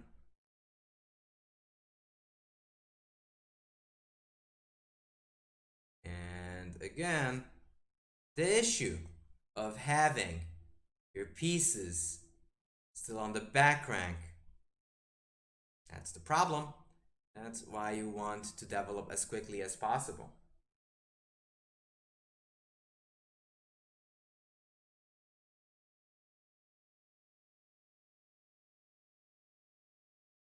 Ultio is asking something that I don't quite understand.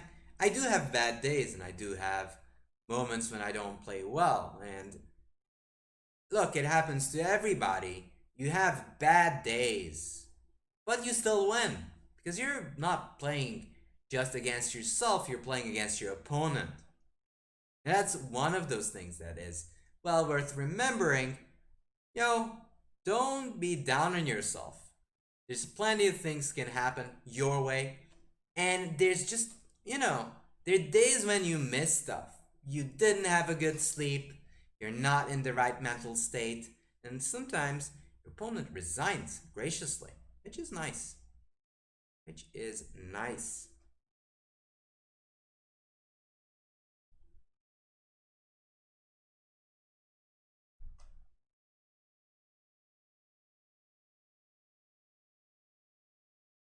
Alright, so which one should we play? E4? Latvian would be too much, but let's punt the Stafford.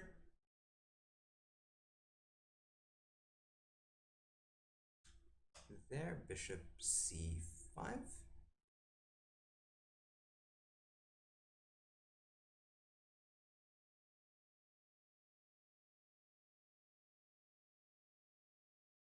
Can I recommend a manga?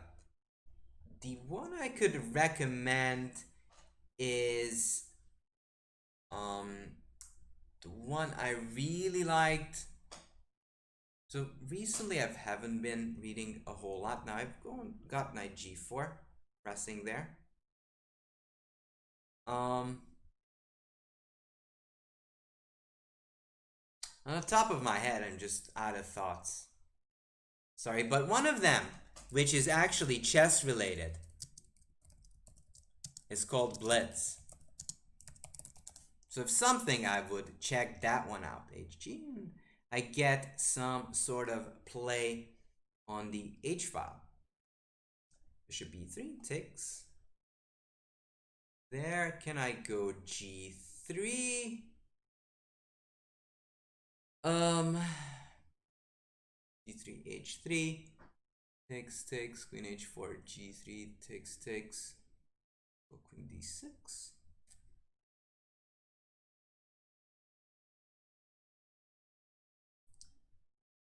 There. Okay, takes. I have this way of winning that pawn back.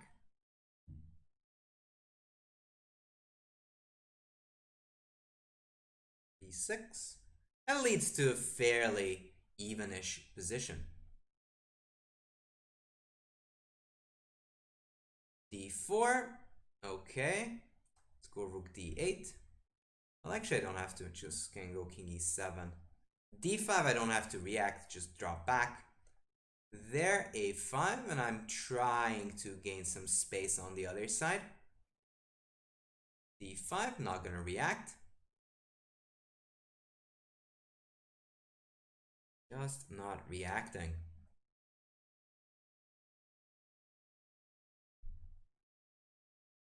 This is some of those lines you studied, but with black now, right? Okay, there. Take here. There. I'll just go King E6. Just take.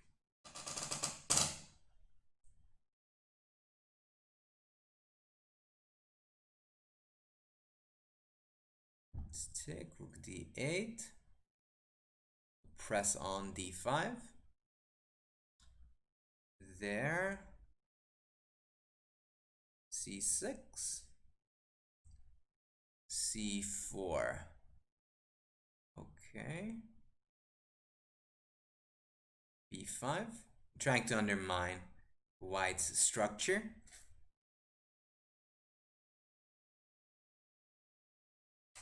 It is possibly very much even.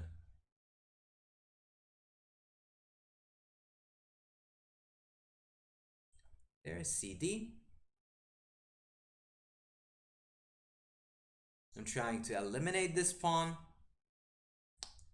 Check. Which way to go? I like the idea of having the king over here. Rook here, I want to capture that pawn. Also get behind it. There. Here. Tag that pawn. F5, and I'm starting to roll my own pawns. There, King E5. There, G5, preparing F4. F4.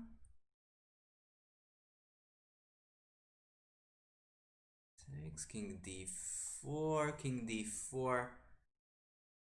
King D4 takes. King C5.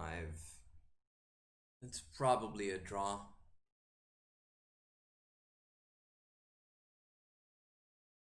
Okay. I mean, it's objectively a drawn position. I don't think I can do more in this case. Takes King C5. There's no moving back and forth. If takes, I've got two pawns.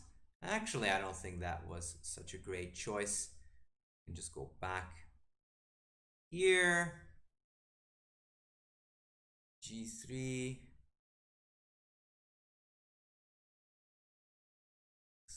C7 there. No, it's just a draw. Just a draw.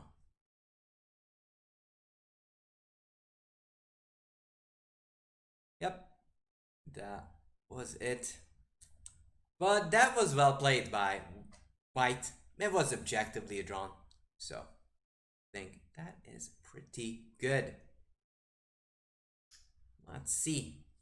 Let's see what's gonna happen. I think it's just a first place because we gambited all the way. Hooray, hooray, hooray.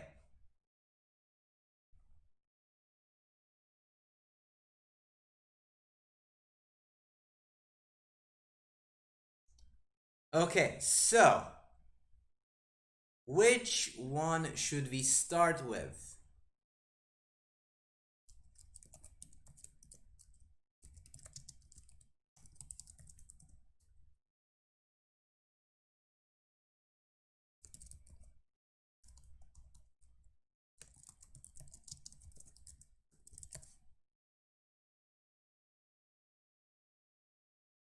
So I have two options. We can do the game analysis or do the opening discussion. Yay, we won! Hooray, hooray, hooray! So we won with 49. Urk is 42. And Neo is third with 41. What do you guys think? Which one should we do first?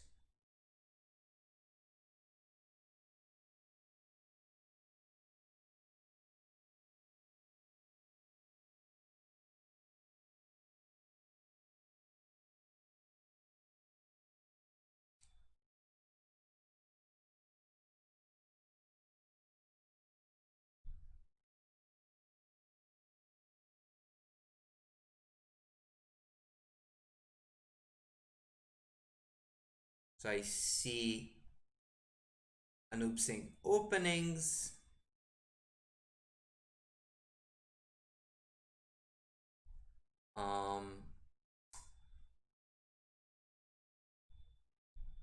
Let's see what. So opening discussion. Okay. So we've heard about this one. Hey, Killer Stapler. Is it low? Is it? Audio is okay, I think. Right? The audio okay? Should be okay. Yes. So there's one thing that I wanted to add. Asked about the London. I don't quite remember who it was.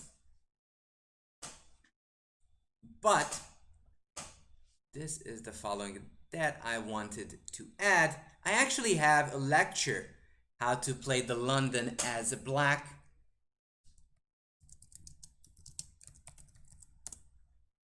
And here's the link. It is me doing a lecture on that, and that's actually revolving around playing it fianchetto style.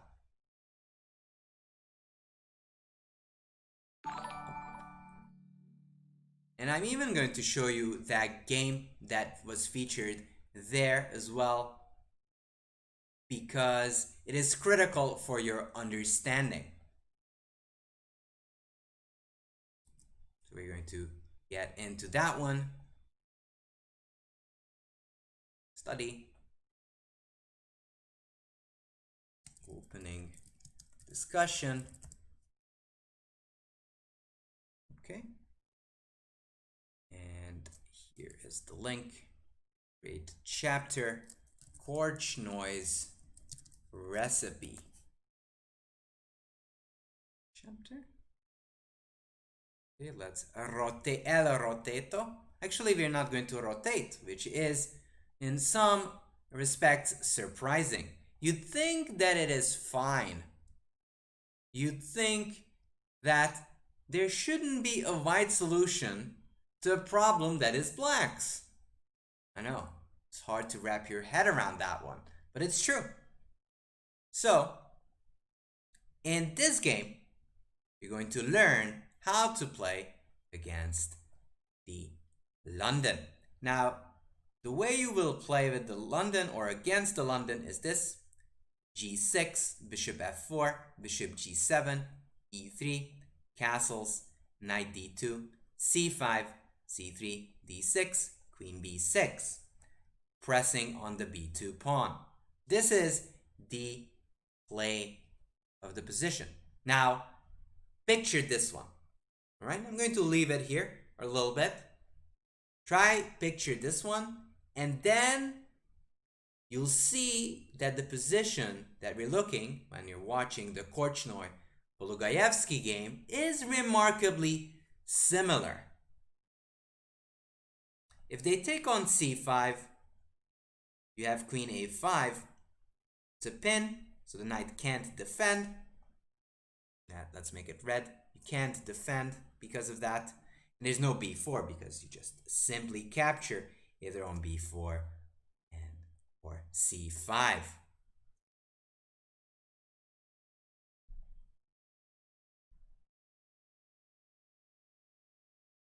So picture this.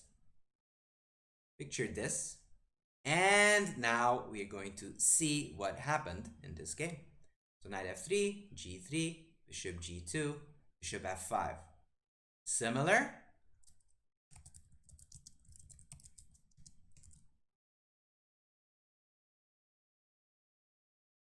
Okay, let's go a bit further. Similar. Now, does it look similar?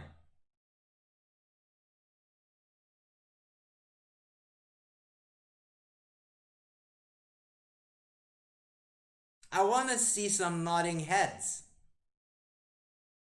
Or some neighing heads. That's fine with me as well. If you disagree, that's fine too. So it's a Catalan setup as black basically. Yes, it is. Really nothing similar about this. And the other one.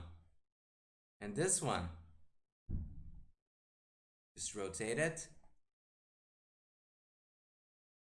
It's exactly the same thing, except that h3 was played. Very similar, right? Alright, so back to the game. Here. And here comes the big dilemma. We want to play queen b3 and attack the b7 pawn. However, then black has the stock move queen b6.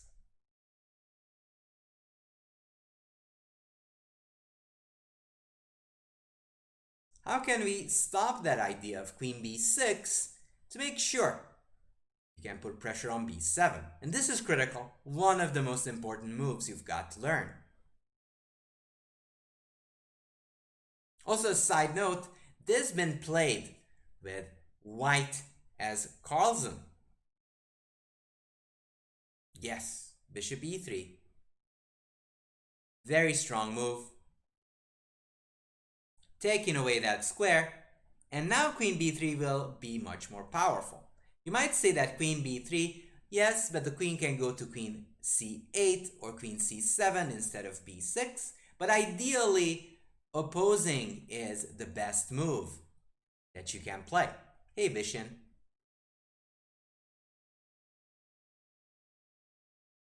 Bishop e3, bishop e7, queen b3. So Killer Stapler is saying, was this a drawn game? They blitzed out. So Korchnoi is one of those grandmasters who was the most uncompromising of his generation. He was always fighting and also a difficult person. But chess-wise, it's hard to argue that he's among one of the biggest legends. He rarely accepted draws, and in fact, it was quite the opposite, Killer Stapler. He was a big friend of Fischer because of that. This is the game between Korchnoi and Polugayevsky. Also, I did a video on this for the chess club. So queen c8, notice the queen is forced to move to c8.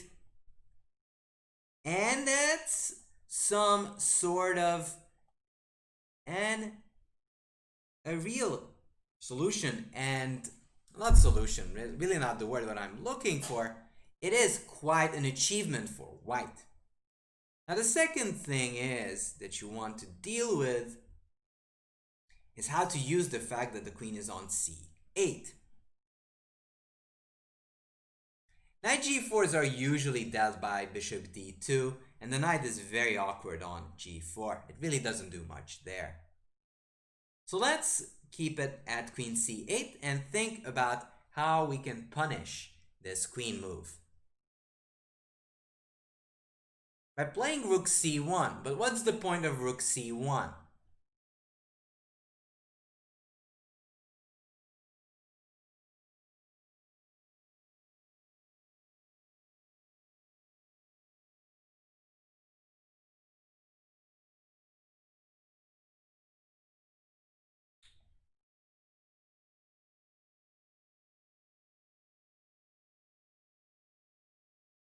Well, the point of rook c1 is the following. You are going to press and force black to take with e takes d5.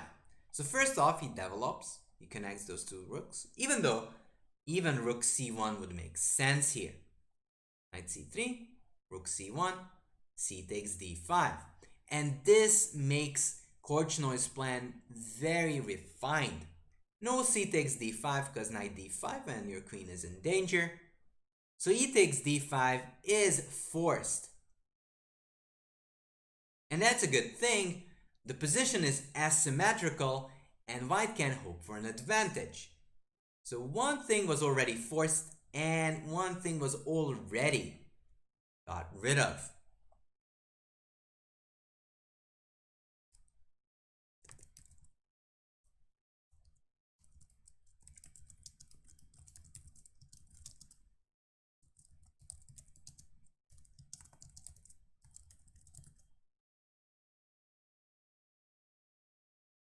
So rook is here.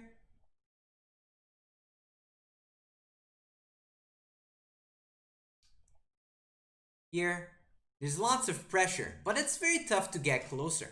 So we might need to find a second front to win the game. Where could this second front be?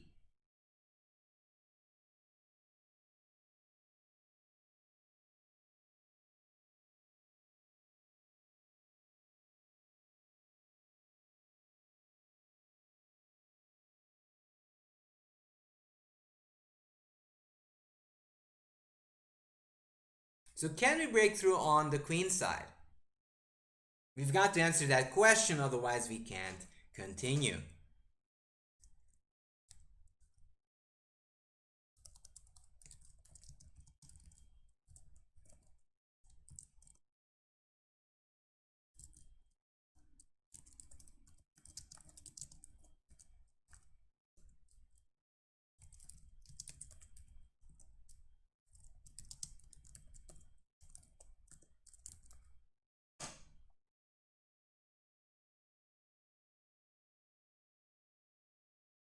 Activating the white bishop, okay. So Enigma, expand on that idea. You are not wrong. But where would you want to put that bishop? And also, what will you plan to do afterwards?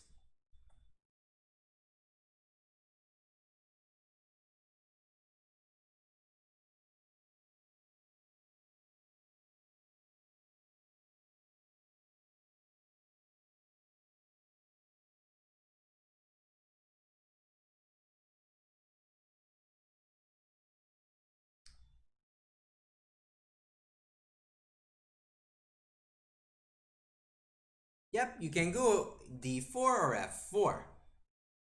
Now here it was knight e5 was played, but eventually bishop d4 will be even stronger, pressing here and threatening knight takes d5. Note at the moment tactics don't work out for white, therefore bishop d4 make a lot of sense. Bishop f4, knight b5 is a little slow because knight a6 and black, even though barely, is holding on. No tactics. Knight e5, getting the knight in the center, was played by the great victor. Bishop d6, bishop d4. Now, if you are a big fan of Pillsbury, you will know what plans white has in mind, and that is mostly f4, stabilizing that knight on e5. Now, c5 can be a problem, most cases, not here, because I have knight d5, and there's no c takes d4 because the queen is hanging. So bishop c7. Now there was knight takes d5 threat. So let's say if rook d8, then there is knight d5, bishop d5, because you can't take here because of your lady hanging.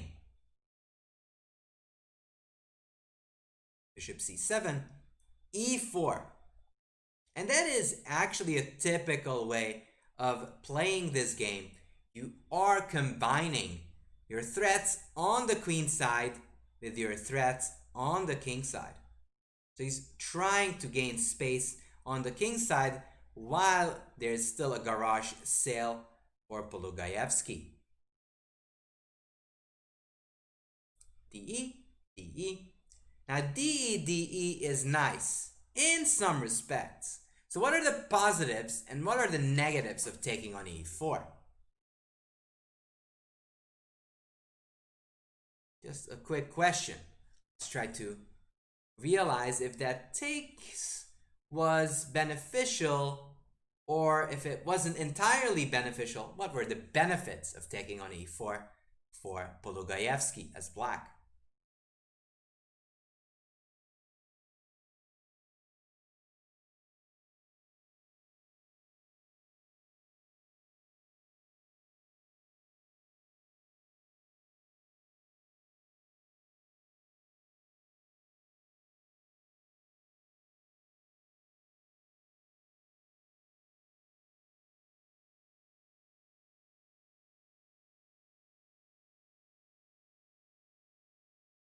Positive, white has the center. Yes, white has the center. Black has no pawns there. And also no pieces. Remove some tricks. Yeah, there is some pressure on e4. Correct. The other thing that is a positive that you exchange some pawns when you have less space. Notice that most of the guys black has is back on the 6th, 7th, and 8th, which is a problem. However, with every exchange, you wriggle out a little bit. Also, DE opened up some threats on f7. Anyways, moving on, knight a6, knight c4. Realizing that after e5, knight d6, these guys will become true targets, or maybe even knight a5 if this bishop ever leaves. Knight d7, a4. Restricting, there's no more b5. White can also create a chain, which is a good thing, which would provide an advantage. Knight c5, queen a3. Obviously, you avoid exchanges because you have the pressure. There's no need to help Polugaevsky get that queen out. Knight e6, bishop e3, knight d5, which is a very gorgeous little idea. You take, I take, c d e d, and this is running down the board. So if takes, e takes, here, d6. That's a big problem there. Actually, d6, there could be takes, and ba. Maybe just rook c1 is even better. Probably this is better with threats on c7.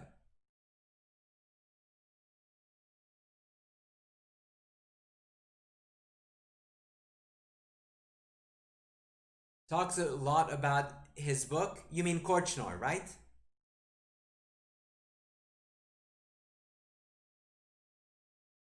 And this is a problem. Polugaevsky is trying to wriggle out. Again, as we talked about it, he's trying to get the queen away. Takes, queen takes c7. And again, here we need to stop.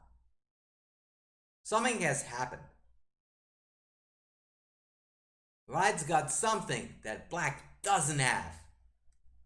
Just it's good news. Good news by all means.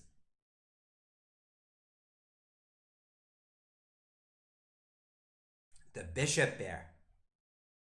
Also, black has a terrible bishop on h7 and a knight that is sort of aimless. So if white manages to build a connect 4 over here, then white is just going to enjoy himself and probably very close to winning positionally. Not from a tactical means, but from a positional means. b4. First, he gains some space on the other side, going for the so-called minority attack.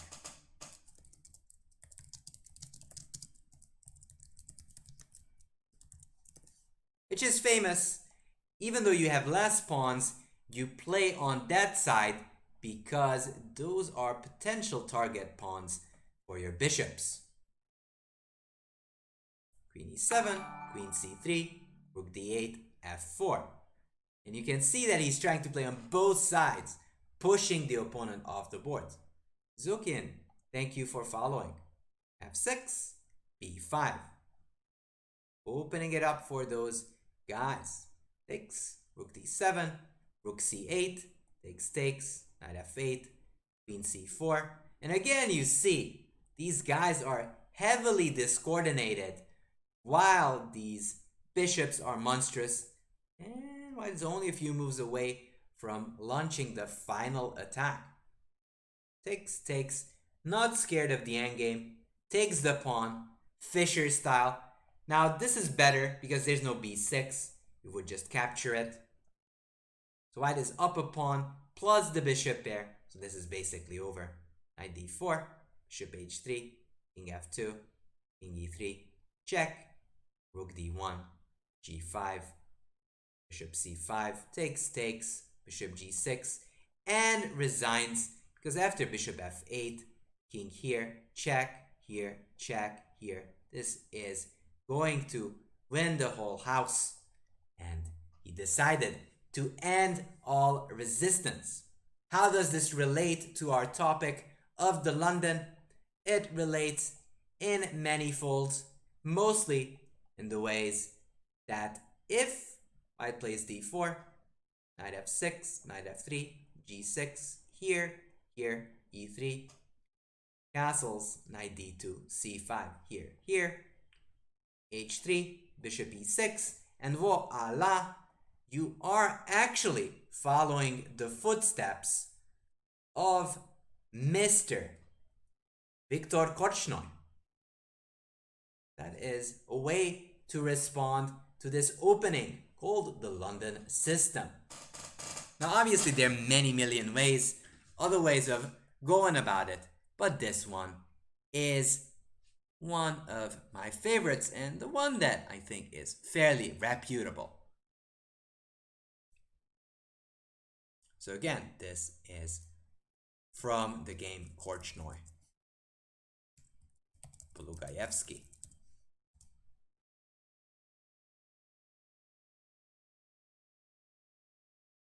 It is always a Catalan when the pawn is on g3. So if there's like here, g3, actually we don't call this the Catalan for some reason, but it could actually be called that. But it's always called the Catalan when black plays e6, d5. This is always called the Catalan. It's just the g3 system for some cryptic reason. Nobody really calls it that when black responds with g6. Maybe they call it the fianchetto. Fianchetto versus the King's Indian or the Grunfeld. But it is called the Catalan.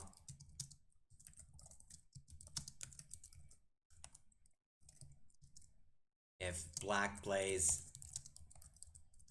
d5 and e6 structures. So it's kind of surprising, but that's the fact. All right, so I want to take a look at one of those games that was sent in. This was the game I wanted to look at. Sent by Edgar Saint.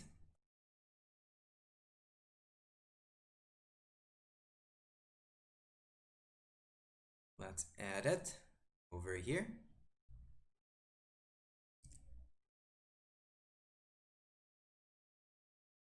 So Edgar Saint is white, as you can see. E4, E5, knight C6, bishop B5, D6. Knight D6 is not a great move over here. Bishop B5, if A6, bishop A4, knight F6, and this is a better way of playing. But D6, if you want to ever play D6, you should play it now, and then you get into these Steinitz structures. Steinitz structures where black will try to go fianchetto, bishop G7, knight E7, and this actually has been featured in many games between Anand and Carlsen. So it is very much playable. D6 was played a bit too early. Castles, F5, and F5 again is not great here. Black is completely neglecting development, and that's a problem. So what would you play, dear chat, in this position?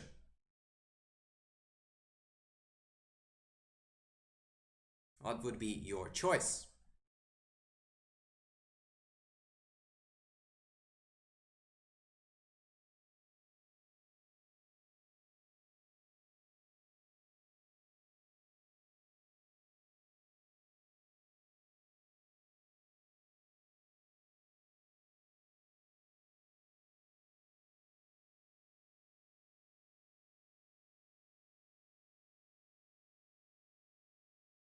A6, but A6 doesn't develop your pieces at all.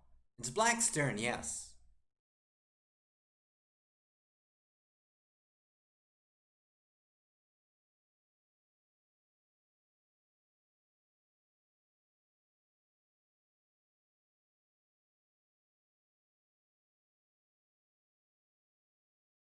Knight F6, yes, you want to develop. Once you build a center, there is step number 2 you've got to follow, and that is to castle. Castle at all cost. You've got to go bishop e7 and castle. You also attack that e4 pawn the meantime, which is important. Not that white isn't doing fine here, but black had to go for castling. F5.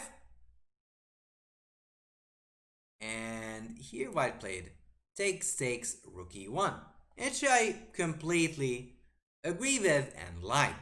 However, the other move that makes sense is to take on f5, takes, and d4.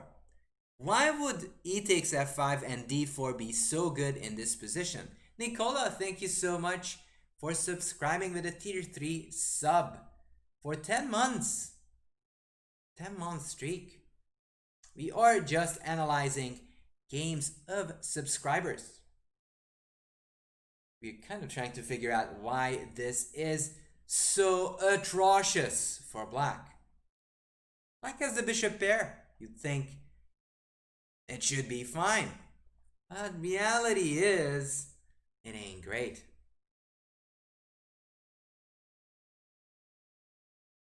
And that's a good quote. Tal said, Korchnoi beats me, being Tal.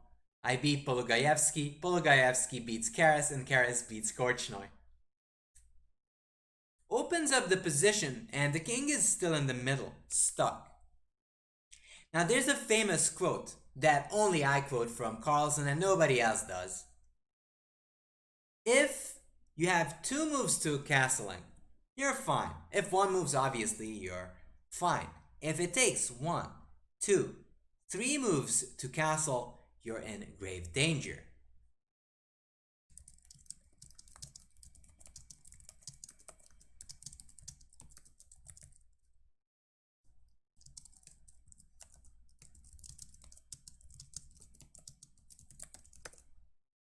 So remember this, because this is the easiest way of understanding how things work in chess.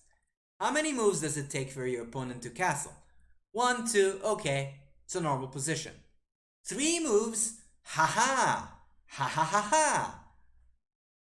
You are going to be able to attack.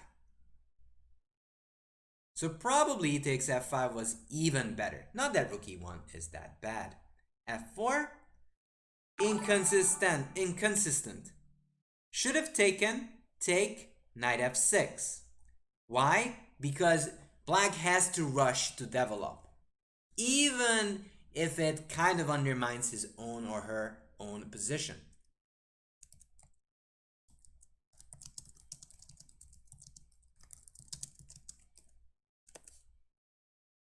Again, same old concept. You want to castle.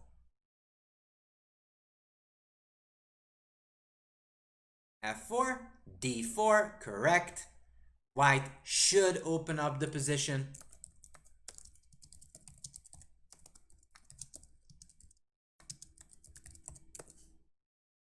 The king is stuck in the middle. ed. ed is not a great move. Let's try to find a much better move for black.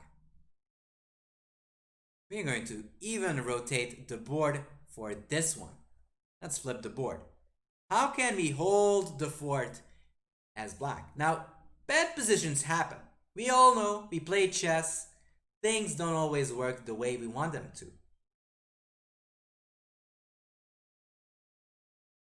You already know what white wants, right? White wants to open it up. So we are the opponents. We don't want to help you, ever.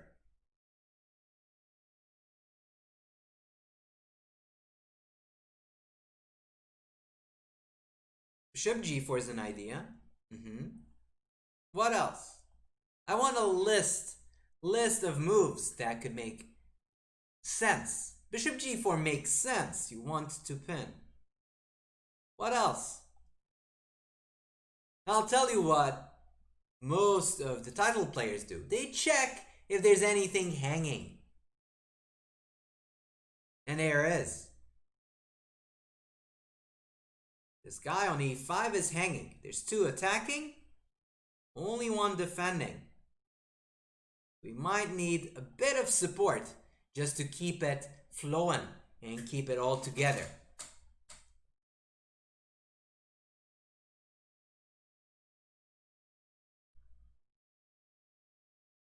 Queen e7, yep. And this looks ugly, and it is, because it blocks in this bishop, poor guy. But at least if takes, we can take back, and black is not losing anything. In fact, Queen e7 is a great move, but you can improve on that idea.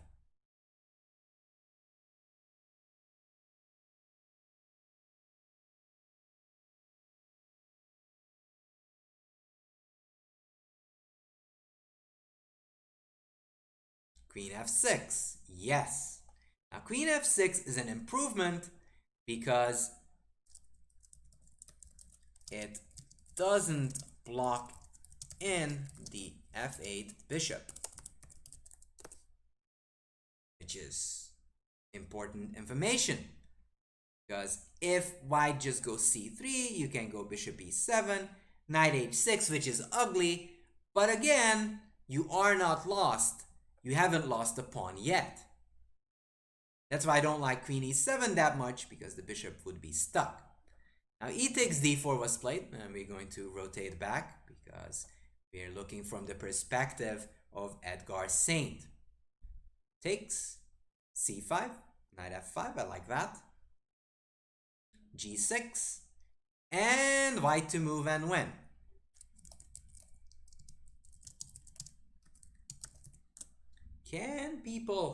Can you guys spot white's next move, which was very nice by Edgar Saint?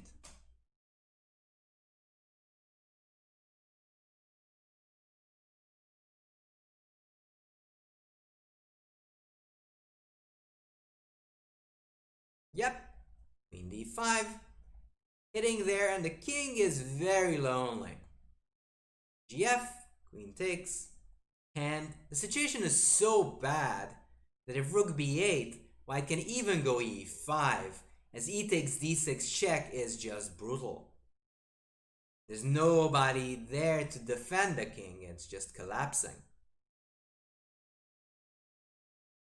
So black decided to takes, rook takes e4, here, takes, knight f6, rook e1, castles, queen f3. I'm fine with these moves.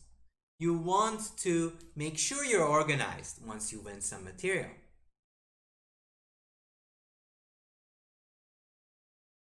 There's no mate on f7. The queen doesn't have a bishop support, so there's no mate. Knight c3, rook g8, h3, very nice, defending against bishop g4, queen e8, rook e3, doubling the rooks, very good.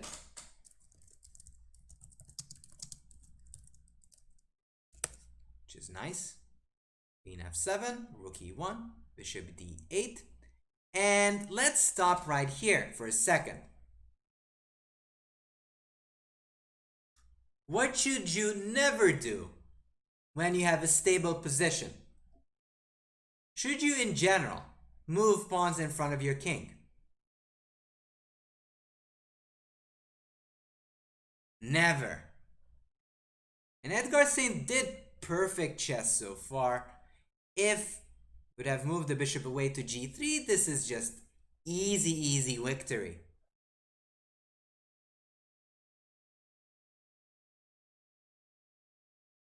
And now bishop g3 happens, would happen bishop h4, and there are threats over there. Can anybody tell me why you shouldn't move any of these pawns? Can you please help me out with that question? I might have given some answers, but I'm curious. Exposes your king. Yep, indeed. That's the problem. And g4 is a terrible move. If your king is on b1, fine, you can move these pawns. That's okay. But in this specific scenario, you don't want to do it. Why? Because you're just creating targets for your opponent. And in fact, all of those guys are trying to sacrifice over there. Hello, Valulu. Knight g4. And that deserves an exclamation mark by Ben Dalton, going for some aggressive play. That's his only hope.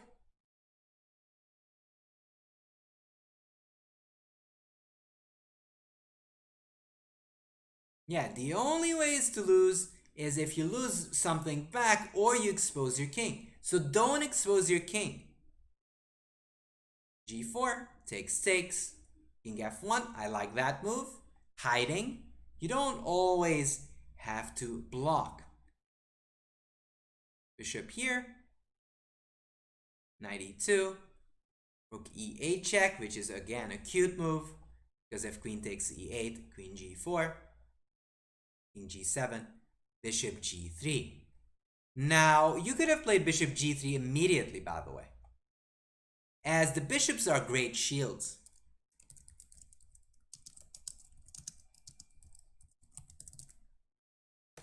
So if you're anytime in danger, always remember that bishop is there to help you.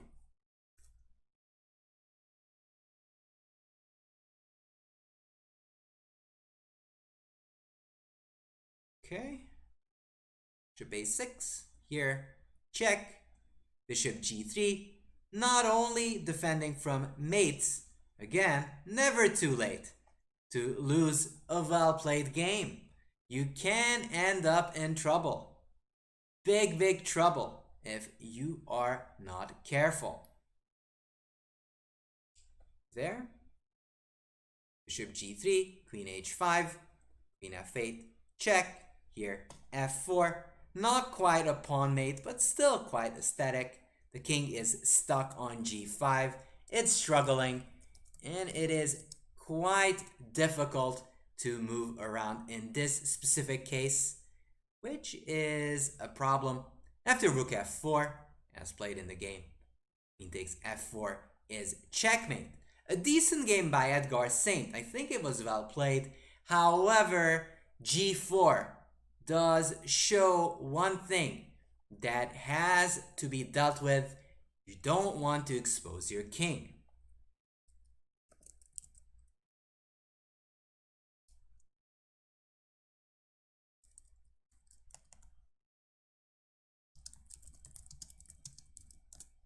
So this is the things that we learned. We learned how to play against the London. We have that system now. Also, we learned you don't want to expose your king, especially when you're up a piece, because you're giving free play for your opponent for no reason. Also, Milud just gave you a link.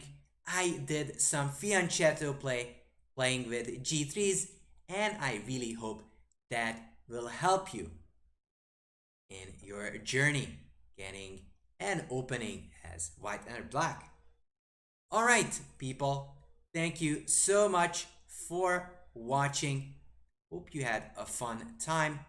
We are going to go over, and I'm going to pass the baton to Ellen Nilsson. If you're new here, you enjoyed it, please make sure to follow or sub if you had a fun time. Torgelson, thank you for following. Hope all these gambits gave you some excitement, something to look for in life so you can do it and play them in the future yourself. So with that, I hope you have a beautiful day or night wherever you are. And I am signing off. Take care, guys, and be good. Bye-bye. Palulu, thanks for the follow. Janai.